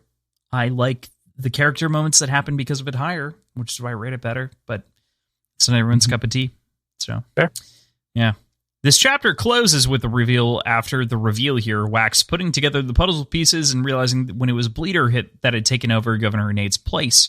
She takes down the guards as they rush into the room as Wax calls out for assistance, and they begin to aim at him because, of course, they're not going after the governor. But Milan manages, after, Bleeder takes them all down, Milan manages to grab a hold of her when signaled by Wax. Of course, she is subsequently dispatched, and Bleeder escapes just narrowly, and we find Wayne gagged in the closet. I do want to make mention here. This is the scene that I was talking about that is the most confusing action-wise inside of the novel as well, in which there aren't a whole lot of issues, but my number one complaint... Honestly, most of my complaints about this book happen within this single chapter, and maybe you could talk about the last chapter, the last half of the chapter of setup, because this is, in my head, not properly explained in the way that Wax is spatially in the scene, which is what's very upsetting to me, as he goes to the window and as she's shooting back and around and whatever else. Mm-hmm. I don't know. It's just my feelings. He shoots her, right? He shoots the governor before getting fired at by the guards. He does right? manage to shoot her. Yeah, which fuck all is that going to do?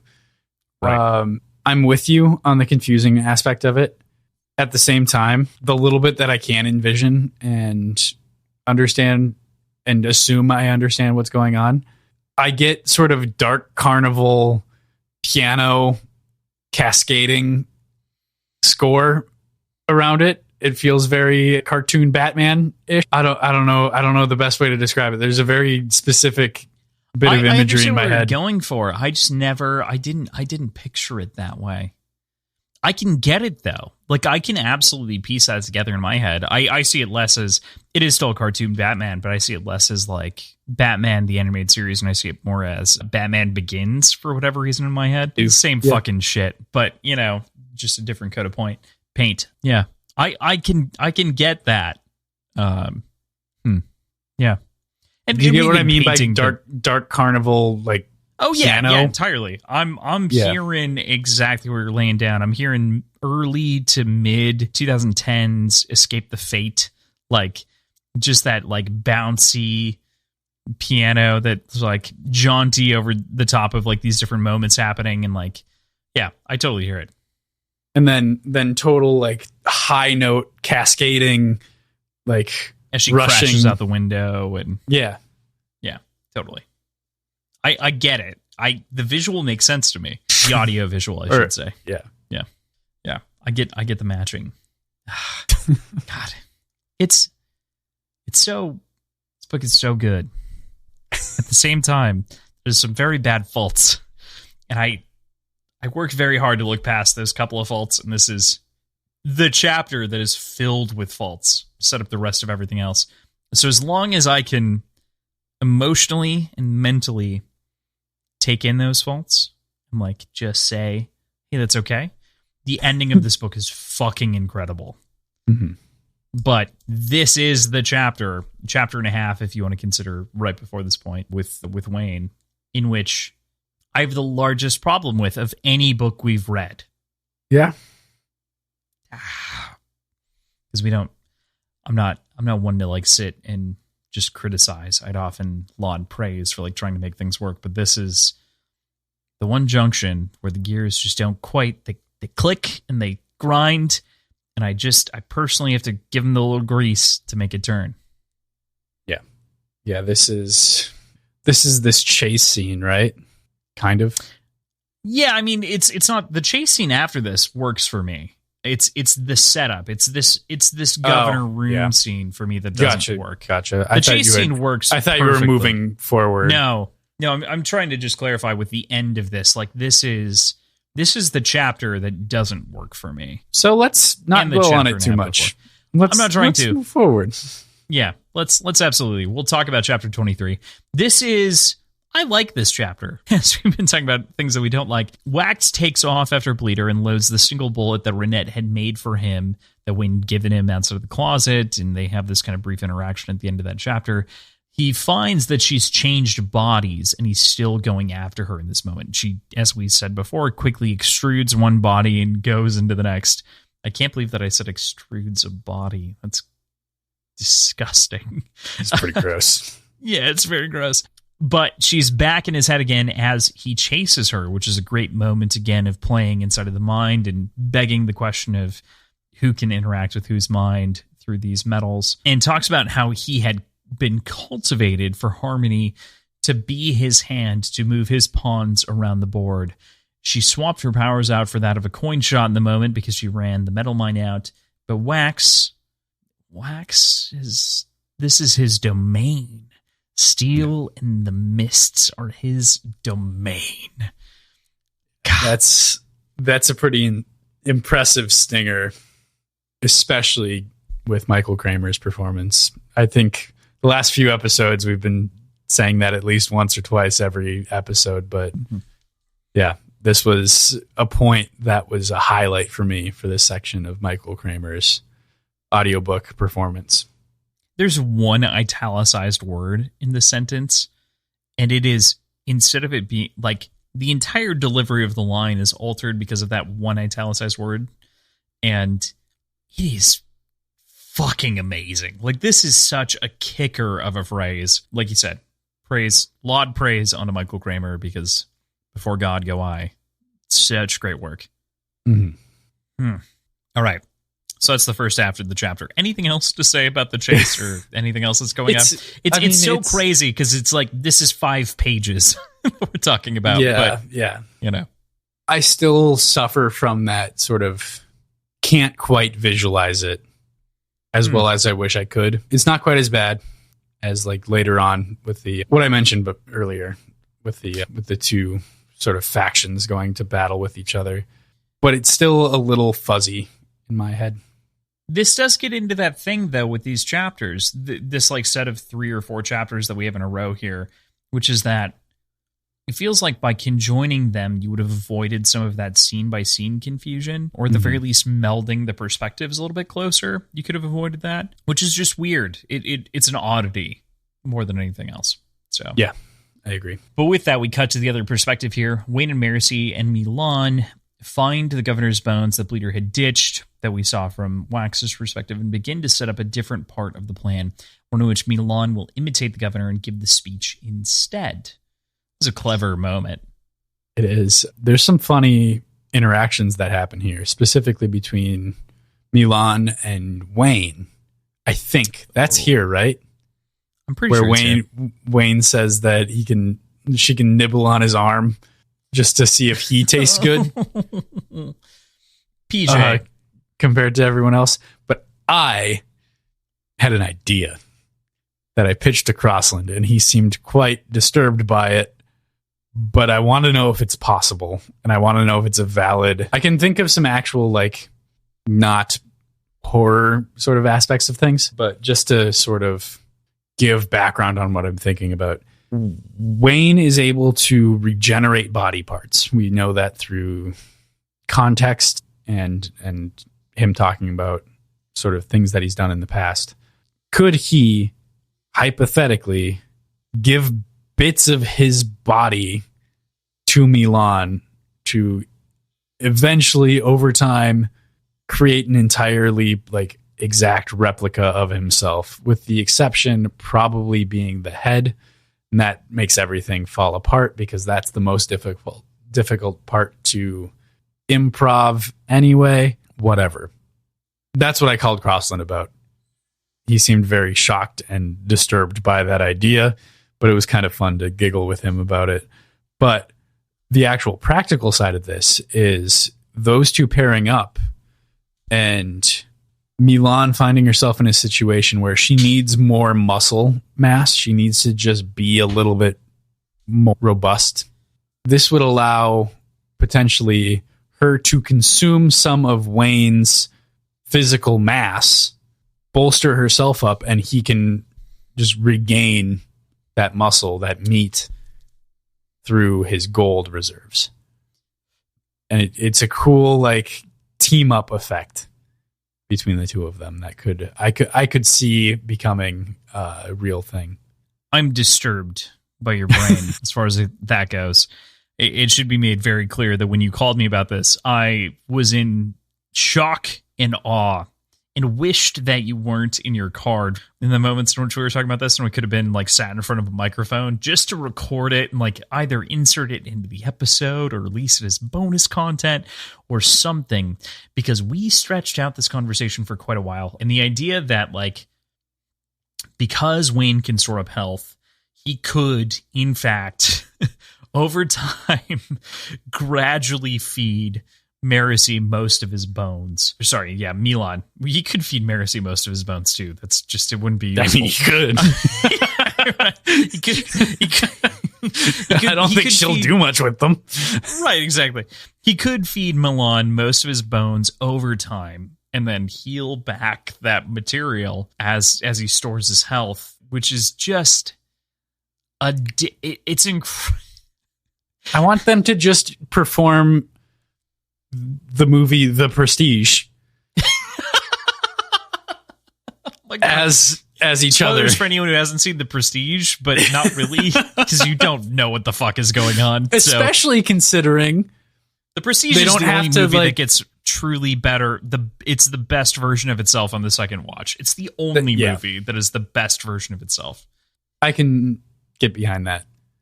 But you'd get a step deeper in that Milan can't actually die.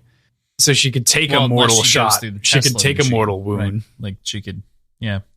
But I'm saying you wouldn't have to dispose of like dead corpses. I guess you would always have the one brother. Yeah. Okay. I see you. You wouldn't need. Yeah. Right. Whew, the bottom of the stage would need to exist where the bodies pile up. Yeah. Right. Yeah. I get it. Fuck. So I want to see those two become a magic duo that travels the countryside. I don't know. That would be fun. W&M Industries. Sure. Yeah. Whatever you want to call it. Milan. I don't know. I was imagining the traveling troupe. That said, PJ, when you called me and talked about this, I loved it. I loved the idea. I was also simultaneously very disturbed trying to work it out. Like, think about it backwards. Mm-hmm. Here we are. Now we're here. Here we are. Now we're here. Cool. With that, we're going to talk about chapter 24, which is another miraculously short chapter. Again, part 3, the chapter should have been the way that this was all titled. But we start off this section with an intense chase, Wax making after Bleeder as she leaps through the city trying to shake him off of her tail, but to no avail.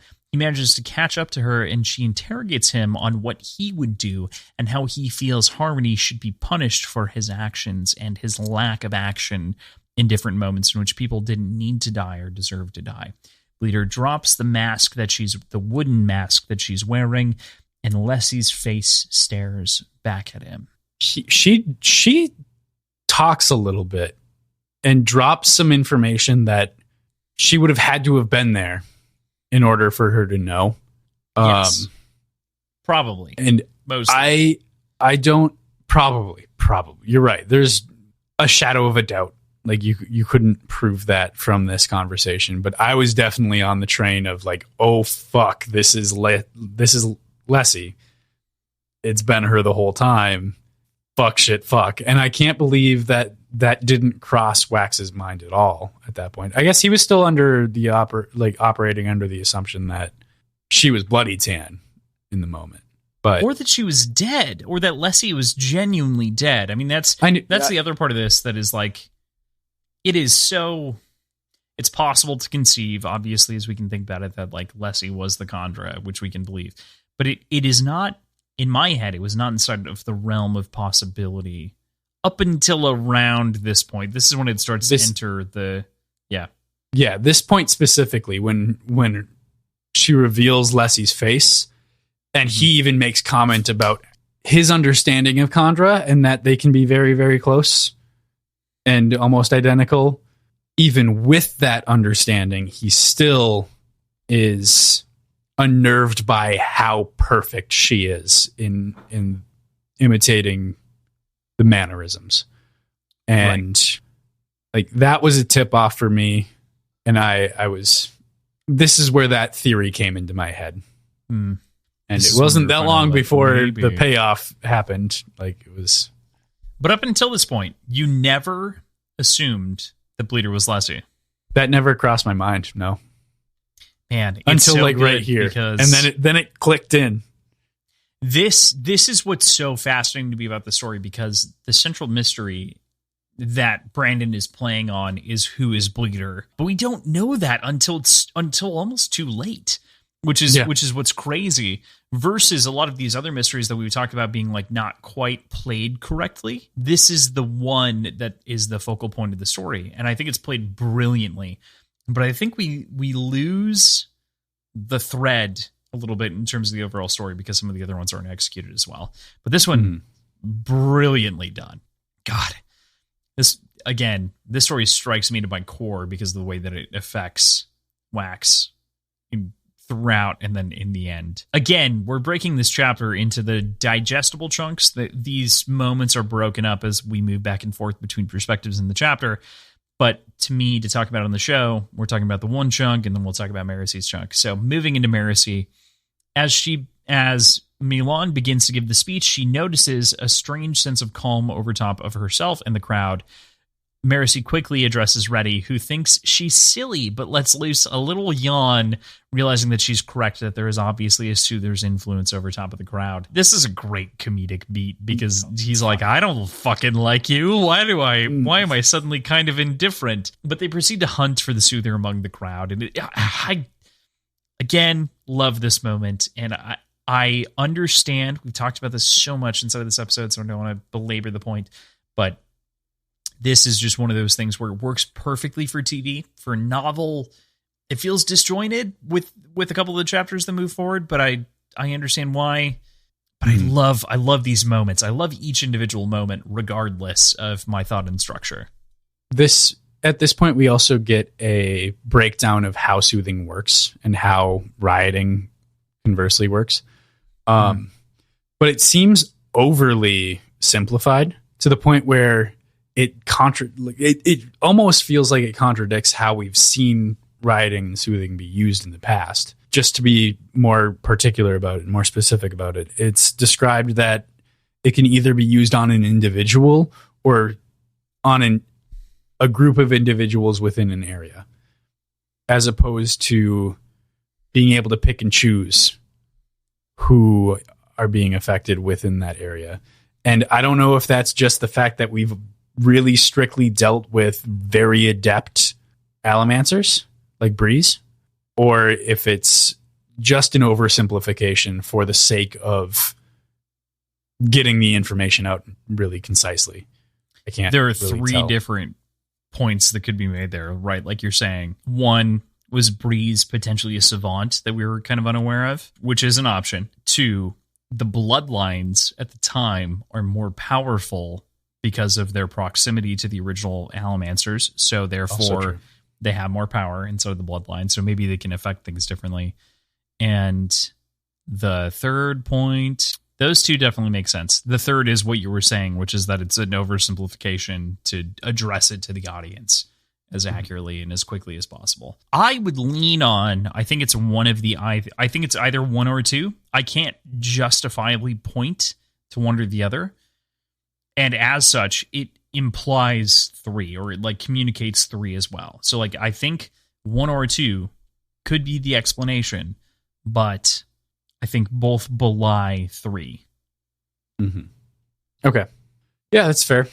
But it was, regardless of that sort of tangent. Yeah, right. It was a very funny bit. Oh yeah, it's especially that bit between Reddy and Marcy, because obviously this comes up later, is like they've been fighting this whole novel and even going back. So it's great to kind of see this kind of come to a head in conflict, and like she knowing that she read the room correctly. That's what I think is so good here, is that it reaffirms that like she is emotionally aware of her stance against Reddy, and Reddy then acknowledges it and then realizes that, wait, I fucked up. I shouldn't have done that.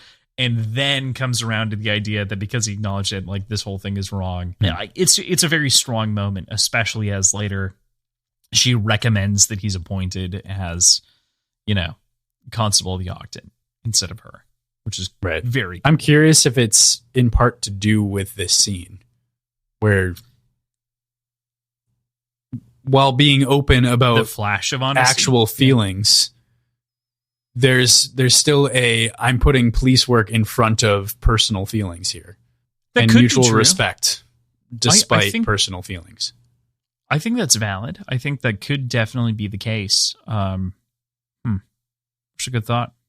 And I don't think it's a single individual point that Marcy decides that based on, but yeah, I would agree with you. It's not this singular point. It's that this reinforces what she already understands about Reddy, because Reddy is truthfully, as we've seen him over the course of the story, he's a good dude. He's been pressing forward. He's jealous 100%, and jealousy, is a negative, and he's envious of her position, but it's not as though he's acting upon the envy in a negative fashion. He's not holding his own envy against her and the work that she does.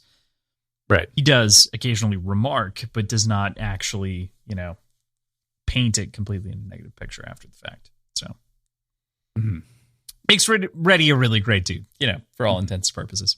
So with that, we go into chapter 25. We come back to Wax and a confrontation with Bleeder, Palm, Lessie, and man, you can feel his heart shattered again, just awestruck, almost like Wax was all the way back at the beginning of Alloy of Law. He feels like he's been dropped in this moment, and he he can't shoot her again. He can't move himself to move against her in this moment, where the first time was an accident, and this time it would be him choosing to shoot the woman that he loved, despite him believing that it's a clone, a copy, a body inhabited by someone else. He doesn't believe that this is the same person, despite us knowing by the end of this that it is. Right. We talked a little bit earlier about the idea of unfridging Lessie, and that feels so very real here specifically. But beyond that, we've already addressed that. We don't have to dwell on that at all. There is a ton of just raw emotion pouring from Wax in this section. And I think that's something that Branderson hasn't done much up until now within the Cosmere, or within the Mistborn series. But like even with Sazed and his interactions with Tindwyl and his well of feelings going forward from there was nowhere close to as raw and emotional as how everything is described in this moment and the decision-making process here. It is, oh God, it is so tough to like sit and contemplate a lot of these moments, because it is one of these things that there are a few writers that I think that I wish could fundamentally go back to their older work and like lend the strength to moments. And this is just one of those that where I'm like, oh God, I wish you could give the same emotion to like some of these depressive moments to Sazed. It's part of the reason I think that I'm also a little bit tougher on Era 1 than most people are, is because reading further in the chronology, I'm like, well, why weren't you that good back then? There's a consistency problem. I mean, it's a growth trajectory. Don't get me wrong, but God, this raw emotion is what I wanted from Elend and Vin at the end of their respective lives, like, or the analysis. And I get that Vin in the moment, you can paint it with a brush and say that she was under the influence of preservation, and so was unable to feel a lot of those like deeper moments despite his death. But I think as a force of preservation, she would feel even more profound depth, because she wants to preserve people's lives, and this individual that means so much to her as a person should mean that she feels more. So, right. Yeah, I guess it's my like mixed bag on the whole thing. Is like, I love the way that Sanderson grows. I think that personally love Era 2 as it stands. I really enjoy each and every one of the books. I only look at Era 3 and 4 as up and up and up from here, because he's only gotten better, and I think he's gotten more consistently, even since this book and its release in 2016. So, right, yeah. I know that you don't understand that, but for me, it's just like I have so much context, and I have so many different books to pull on, and I've read the Wheel of Time books, and I have all of these different feelings. But I think that as we continue to explore the Cosmere and we wander down these different paths, I'm glad we started with Mistborn, and I'm glad we're going to end where we're going to end. We're going to continue the stories we're going to continue into, because it's just more flexes of these moments in better context. So, all right.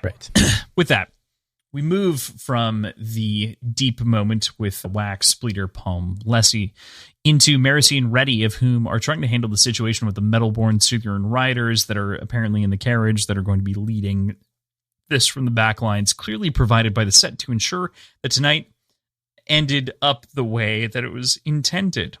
The two groups of warriors clash in the streets here, those of the police force and those of the set supporters, over this very small battlefield, and Marasi feels the intensity of this conflict and compares it to things in Era 1.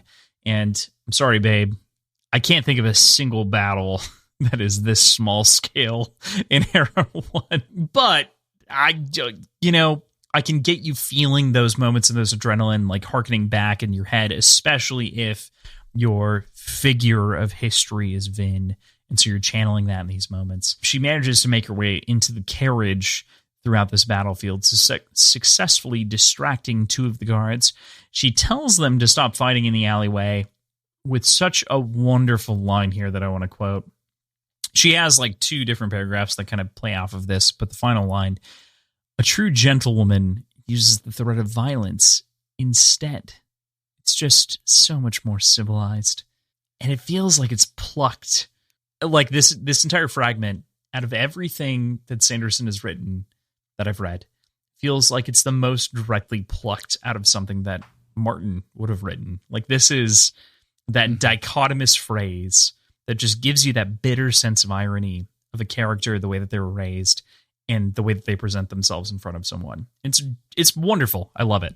This is that part that I've been talking to a couple times throughout the show that I was confused by. It felt unclear to me, and maybe it is strictly me and my sort of inability to actually visualize things. But I just couldn't understand it. For the record, I think that this is very loosey-goosey, and it leaves too much to the imagination. Mm-hmm. But regardless, the conversation in the carriage was awesome. Perfect. Yeah. And it felt like a very adult version of Marcy. More well-composed and well-rounded constable that she's been curating herself to become. So that was cool to see. Yeah. Fuck, man. It's gone. Again, this is where I have tough segments with this book, where it's like there are character moments that are incredible, there are plot beats that are underplayed. And unfortunately, the collection of plot beats make a ton of sense, and the character moments make a ton of sense. But the prose is just slightly too under-seasoned or like too underdone to fill out the sections. And this is just another one of those. But man, the character beats are just so meaty and wonderful that I can't fucking resist. I'm weak. Right. Weak at the knees. I'm weak. So we move back to Wax and Lessie, and he recovers Vindication, having lost it from an Allomantic push from Lessie much earlier, and aims it at her. Wax whispers, "You're wrong about me. I'm not Harmony's hands. I'm his sword." And shoots her with the Allomantic spike forged from Wax's earring that he was gifted so many years ago by Milan. And Harmony can seize control of Palm once again. Can you imagine if this had gone too well? Like if the bullet was too well made and it just passed right through? What was going to happen then? I think the other part of this is like there's the other part, which is like she doesn't dodge because she doesn't need to. She's immortal. She would never dodge. She hasn't dodged any of the shots for the most part intentionally. She hasn't needed to, you know? And there's that part of like, what if she would have dodged? You know, yeah. This one gambit that this whole thing is stretched on works out. Mm-hmm. Ugh, that's tough. There's a lot riding on that. Yeah. But hey, it worked out. It was kind of cool. At the same time, great foreshadowing for this moment on Brandon's part, because he talks so often about Wax wishing that he could talk with Harmony, but he doesn't have his earring. And it's been like, it's been over the course of the last 2 weeks that he's been like, fuck, I wish I could talk to Harmony. And like, God, in this moment, he's fingering the place where his earring is. And you're like, why doesn't he just say he has it in his pocket? Like, he's always had it in his pocket. In this moment, you're like, oh, fuck, that's what Renette forged. And that's a good moment. Like, this is another good payoff from a mystery perspective. It's like he nailed 3 out of 5 mystery moments, like perfectly nailed them. But the other 2 are just so absent that I'm like, oh, God damn it. But this one, oh, it's heart-wrenching, especially as the way the next chapter unfolds. Yeah. Yeah. So with that, we go back to chapter 26. We head back to Marcy and fucking autocorrect Reddit. We go back to chapter 26. We head back to Marcy and Reddy holding the Soother woman hostage and demanding that she calms the crowd as Milan is not doing an excellent job as a Nate. Or like, kind of, like if you think about it long enough, she kind of is doing a good job as a Nate. Replicating him almost to a fault because she's stirred up the crowd to being very mad. his response and the way that he's acting, it feels very much like Nate the person. So, like, you can understand that he can deceive the crowd in that way. As is, our little crew can't do much about the goings-on on the stage until Aradel pulls out a brilliant move from a distance and arrests Governor Nate Milan for corruption, while also channeling the people to help him all at once. It's pretty incredible to see in this moment. Like, Aradel steps up in a massive way, and it's so excellent as well to see a character that I would consider a second or third tier character at this point take a prime stage in a moment. Like, this is a grandiose stepping forward, which is cool. This is a really complicated scene. There's a lot of pieces that really do click together, which is fun and satisfying. Yeah. I do want to kind of nitpick your terminology a little bit. You say that Marcy and Reddy hold the Soother woman hostage. They put her in custody. Yeah, okay, fair point. I was saying hostage because they're denying her a lot of legal rights, if that makes sense. Like, they're denying, again, they are the law. Semantics. Like, she asks specifically for the equivalent of a lawyer in the middle of this conversation. And she's like, well, why don't I get my representative? And they're like, fuck you. We don't care. I didn't hear that part. Yeah, right. Which is a crazy moral bend for Marcy, but Marcy's been bending that way, though. She has. She's been bending more and more. She's gone from inflexible to a little bit. She could be bent, not broken, just bent. To corrupt. I'm kidding. Well, yeah. I mean, you can make the argument. She is not corrupt necessarily, but one can see that trajectory as a possibility in the future. Mm-hmm. I think so. Will Marcy become a corrupt New York cop? That seems redundant. No. I mean, okay. Fair point. Anything else on Marcy and Reddy and Milan in this moment? I think what we're seeing is a different progression that leads to the same place compared to what Wax went through.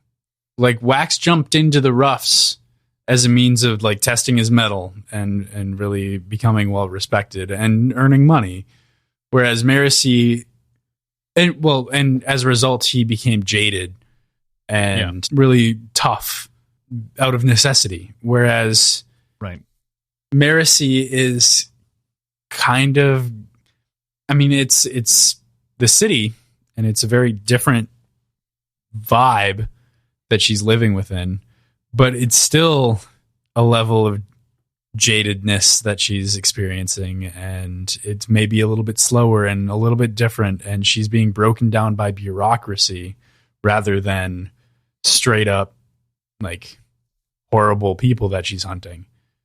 But the end result, I think, is ultimately going to be the same. Is it pessimistic or is it realism?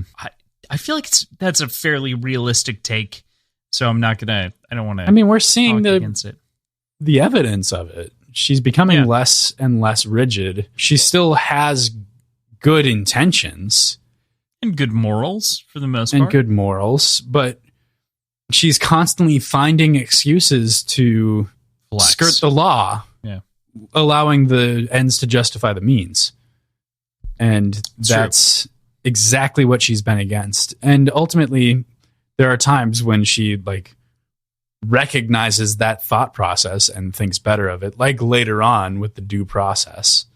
Right, with Aradel and Milan impersonating Nate. Yeah, exactly. Yeah. But still questionable motives up until the end. I mean, not questionable motives. Her motives are proper, but you know what I mean? Like, questionable methods. Yes. Thank you. Yeah. Entirely what I was aiming for. Yep.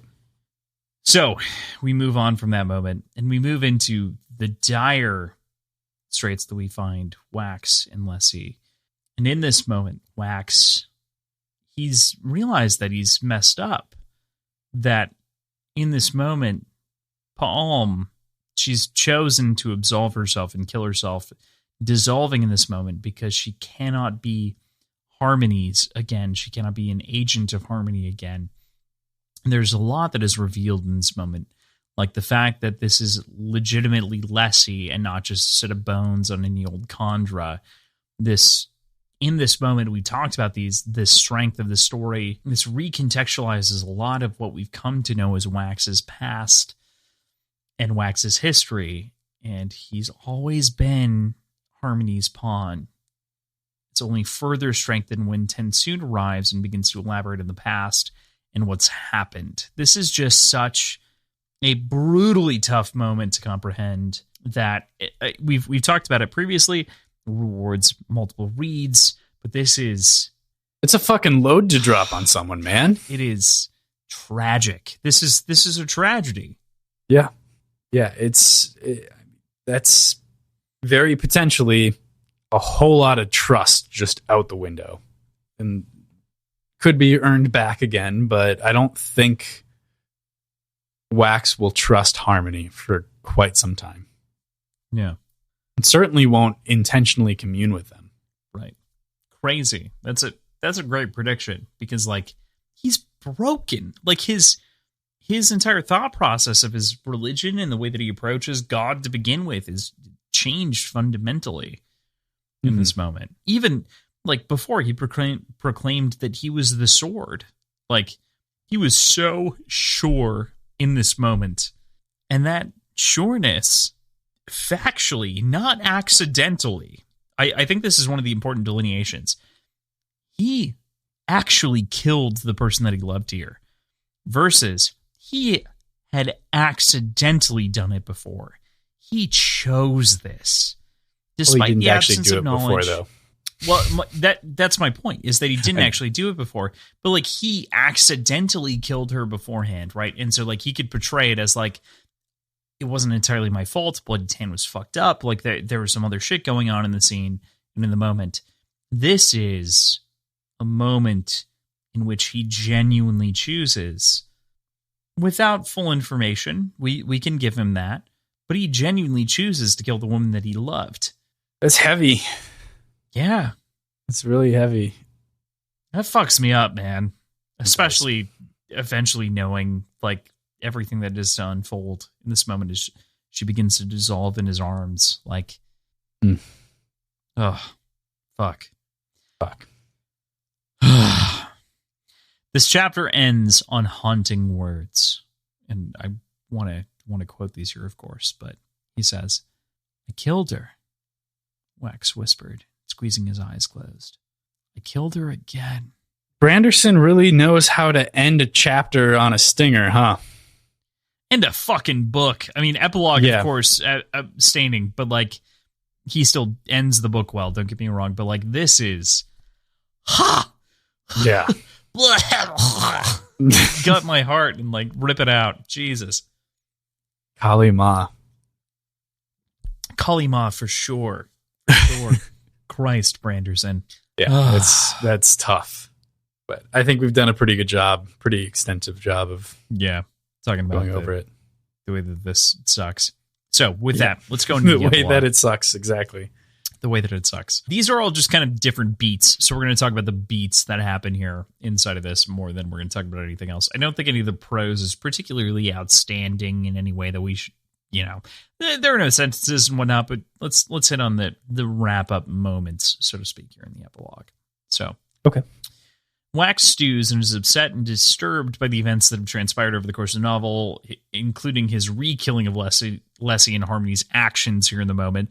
Obviously, he breaks down at the end of the novel, which we'll talk about, but he is truly perturbed, and not even like his best friend Wayne can like shake him of this temporarily, but it doesn't, even being shaken of it doesn't solve the problem. You mentioned he breaks down later, but he is broken here. Yeah. Like, he is comatose, staring into the fire, not interacting with anybody through the entirety of this section. And I would be too, I think. Like, this is a rocking of someone's faith. It's the re-murdering of your previously murdered love interest, which is just such insanity to say out loud. Yeah. The re-murdering. What? And like let them die in a goopy mess in your arms. And only when they're a goopy mess in your arms do you realize that they were the love of your life. Like, that's the worst part to me. The worst part of this is a lot of people are like, I wish I could say something else to someone who died that I love and that I adore. And he held that person in his arms and was unaware that it was the person that he loved and adored for most of his life, and could have said something, but never really was able to take the opportunity to, because he didn't connect the dots. He didn't figure it out until it was too late that this was genuinely that person for him. Yeah. Oh, how fucked up. Mm-hmm. How fucked up, Mr. Sanderson. Pretty fucked up. God damn it. It's messed up. Okay. So, given that information, I do appreciate that Wayne is able to break him at the very least out of this in different moments, like is able to, create a conversation with the man of whom is otherwise a stoic. But to your point, it's only Wayne. It's only Wayne that is able to break him of this. And Wayne briefly. Yeah, right. And it's about something else. So it's like it's a distracting thing that pulls him away from it and makes him not think about it. And then he resumes his gloom almost immediately. Yeah. Yeah. But speaking of Wayne, I really appreciate this moment that we cut to Wayne, and Wayne makes right by the daughter of the man who invented the light bulb, Miss Tarksel. And this is a sweet moment for a couple of reasons. This has paralleled, I think, throughout the story, the situation that Wayne found himself in with the family that he had wronged. And so this feels like a family that he can actually make it up to and do something right by, not by the fact. Sorry. Go ahead. No, go ahead. That's a point that isn't made clear, and I think is intentionally so not made clear.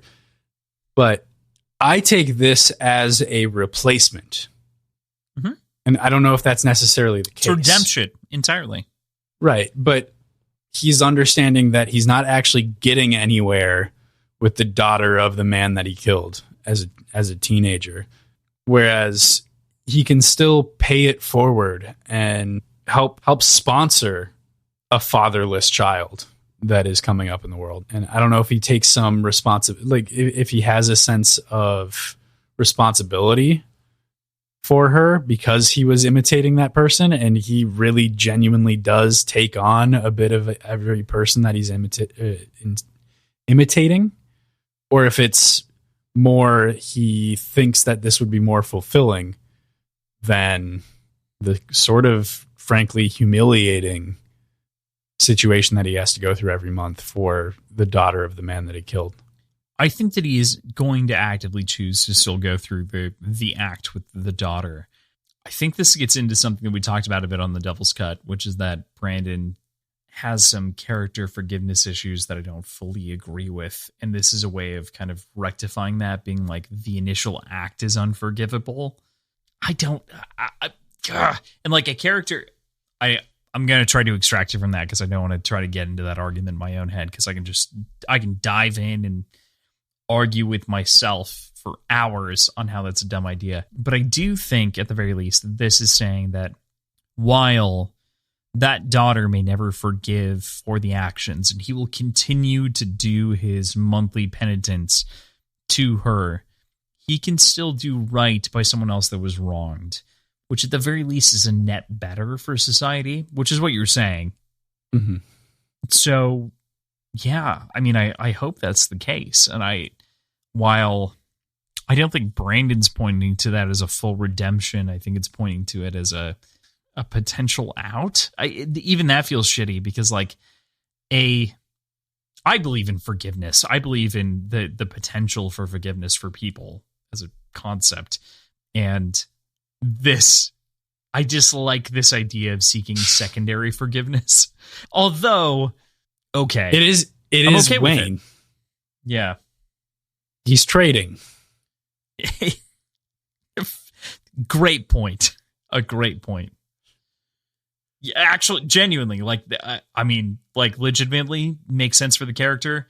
It bums me out because I believe in the idea of forgiveness, and not everyone does. And maybe that's the other part of this is like the family that he's wronged might never forgive him and might never be capable. And so this is his way of not seeking forgiveness or even absolution, but seeking a release valve of some kind. Yeah. Ugh, right. Shit. It's tough. It's a tough moment, but like, this isn't necessarily a tough moment, but like processing Wayne's character and the way that he reacts to this is a tough moment. Agreed. So we see Marcy and Aradel, the newly appointed interim common-blooded governor, going over notes and details in his own office. And I love the little exchange that they have here about changing the world and the intent of doing so. It's such a minor thing, but I really appreciate it. It's such just like a small moment. I mean, it's something that's been happening time and time again. This is something that Harmony has been striving for, right? He's been wanting change to come through. He's been wanting innovation. He's been wanting the people to take that into their own hands and not rely strictly on him to change things. So I think it's great that that's pointed out by somebody other than Harmony himself. Right. Yeah. It's a killer moment, especially because I think it does a good job of highlighting like how flawed the ideologies of our previous crew were, right? Like they were take down the noblemen, but most of them were half noblemen. And like, while they didn't have that place in society, like the idea to begin with was flawed because they did have some like innate advantage, obviously, in the fact that they had allomancy, even though it was derived from a bloodline that was persecuting them, like they still had something. And that makes Aradel, as the first common-blooded governor, a very unique state to be in. I like Aradel as a character. I think that he plays a very good role as a secondary character instead of the story, but I appreciate the place that he plays in what is otherwise a very heavily skewed, genetically based magic world. And he is the character absence of that imbalance. So yeah it's great. So we talked about this a little bit earlier, but Milan refuses to stand trial, as it would be a lie. Instead of hanging herself, makes a ton and instead choosing to hang herself, makes a ton of sense. Enjoyed that little bit of info there that like it's just like, yeah, she has to figure out how to tie the thing. That's, it's the whole thing in and of itself in a joke. But she provides something else here as well. The metal spike palm had is one that Harmony does not know. Marcy supposed that it could have come from another god, in addition to the question of who or what was Trell.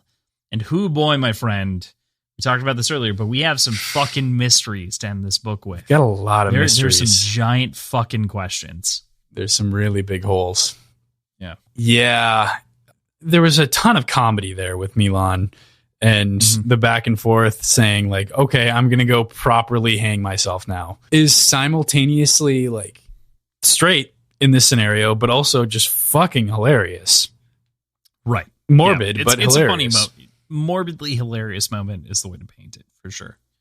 But the end of that. And the other gods thing, Trell, he's been, or she or it or whatever it is, has been poking around in the story since book 1. It's crazy. Trell was the astronomy one, right? The god of many stars. Yep. The 1,000 eyes of Trell, right, which is looking down from the sky. See, that's more horrifying than night sky god. The 1,000 eyes of Trell is. That's a terrifying image. Yeah. Yeah. A little bit more intense. Sorry. No, I said, yep. Because it's just one of those things that's like, I can't wait for Alloy of Law. Or sorry, not Alloy of Law. For Lost Metal. Money. I can't wait for the Lost Metal because, I'm not saying that there aren't answers in the next book, but like, if you imagine that this mystery is going to be resolved in the second book of the trilogy, bro, it's not. We'll get some notes, but like there are elements, And I know a book worth more of information than you know right now. So I'm very excited for us to do the next 4 episodes of the show, delve into secret history, and then come back for the Lost Metal. I'm excited too. 4 or 5 episode series. So yeah, it's wild. It's bending my brain. And obviously this question of where the fuck did this come from? What is it? Who's it from? Is obviously central to the idea in the mythos. So yeah. But man, that said, I want to know. Dude, you're telling me. I want to fucking know. But and I've got good hints. I'm genuinely, so obviously in a similar context, we've both read Dark Age and we're waiting for Lightbringer and the subsequent novel Red God to come out to wrap up that series, which was the first one that we covered, which is Red Rising, of course. This one is the second series, the third series, if we want to separate out the trilogies that we covered. And we're gonna fucking finish it in the same breath, which is going to be very interesting because we'll come to conclusions within a similar time frame, and we'll be making predictions or thoughts about the future of the Cosmere inside of that, because it's the end of an era, and as such, things are going to get shaken up. Oof. Like, God, fuck, Jesus, yeah, I don't know. There's so much possibility at the end of the Lost Metal. That's pretty insane. Yeah. So we'll see. We'll see. Okay. So to end, we're talking about this book. The story ends with Wax weeping on Sirius's shoulders following these incredibly trying events. And I love the way that there's this build up to this scene in the moment in which he's tending to all the things around him and then sits there with him to like understand this pain. And then he finally gives in. And it's a deeply profound moment that, while not romantic, speaks to their relationship and like leans into this idea that they are a couple in a fantastic way. Something more than just a joining of names. It truly is. There is feeling here. An emotional investment. Yeah. Yeah. This is substantial. Again, talked about this before. I made mention. There are a few moments to me that like Brandon writes that feel like are Martin moments, so to speak. Martin writes a lot of things that feel this way in different times and places and whatnot. This feels like a Martin moment. This feels like something that Martin would write, being like, I take my time, I sit, and he eventually like looks up and notices and whatnot. And that this just feels like it's such a meaty thing to end the book on, to pin their relationship as a crux of the future between the two. Right. He's profoundly sad at the loss of his past, and she is there to help him into the future. Yeah. God, what a book. What a fucking book, man. We have our gripes. I fucking love this book. Yeah, we complained a lot this episode, but I think out of love. It was all, yeah, it was all out of love, and it was all in the same, like, moments for the most part. Like, we contained it to a couple of different choice things that we disagreed with, but I think in the whole, man, it's tough. So, we have one prediction to pay off here. We've got a couple that are going to hold over, but one that we have. So, to read the whole thing. Eventually, Marx is just barely out of reach again from Wax when he catches a glimpse in the crowd, that of Bloody Tan. Marx escapes for now, and Wax is picked up by Wind Mercy in her car. And you said, there's something really fucky that happens here, but it's really quick, and I don't know what to make of it. There's some sort of time jump. It's a memory lapse. Wax comments on being surprised that Mercy had caught up with him so quickly, but lets the disconnect go. Sort of time fucky. It seems, given the context that we have now, it's just trauma. Yeah, it's PTSD. Like, truly, it's a registration of PTSD, but it's not. It is Lessie in the moment in that crowd as Bloody Tan. Right. Yeah. So it is a genuine moment. Like, Wax isn't imagining it, which he thinks he is to begin with. Yeah. I didn't think he was imagining it. You didn't necessarily, but the text makes it seem as though he was. Right. That's fair. Yeah. Good point. So I want to call you out on time fucky, because it's not time fucky. It's not time fucky. There's not a memory lapse. Sort of a time. Yeah. It's really it is a PTSD experience, which can be attributed to a memory lapse, but right. It is. But yeah, that's not what. Yeah. It is not what I was going for. Right. Yes. The spirit of the thing. I'll take it. Cool. Well, with that, that's the end of our week here on the show. With end that, of the book. End of the book. End of this fucking book. This fucking book we read in 4 weeks. It's so fucking good. Thank you all for sticking with us through the interim week in which we published the 11th Metal episode in the middle. So I guess it took 5 weeks. But with that said, we do actually have a guest next week that we're super excited to talk about. We have Over Average Ben from YouTube. He's a great YouTuber that I've really appreciated for a long time. He has done a number of things commenting on some like high literature that I really love. And I'm super excited to talk with him about this book. He actually read it and caught up with us to talk about it, which is super cool. It's like that's super cool. I was like, hey, have you read Mistborn 2? He's like, I've read Alloy of Law. And I was like, okay, you pick Alloy of Law or Shadows of Self. And he's like, I'll read Shadows of Self because Alloy of Law is really good, but I'd like to talk about more than that. So I was like, cool. All right, you get your choice. And so he chose this book to talk about. He actually, before he made the choice, he finished all the books that were published. He's like, I want to talk about Shadows of Self. And I was like, fuck yeah, dude.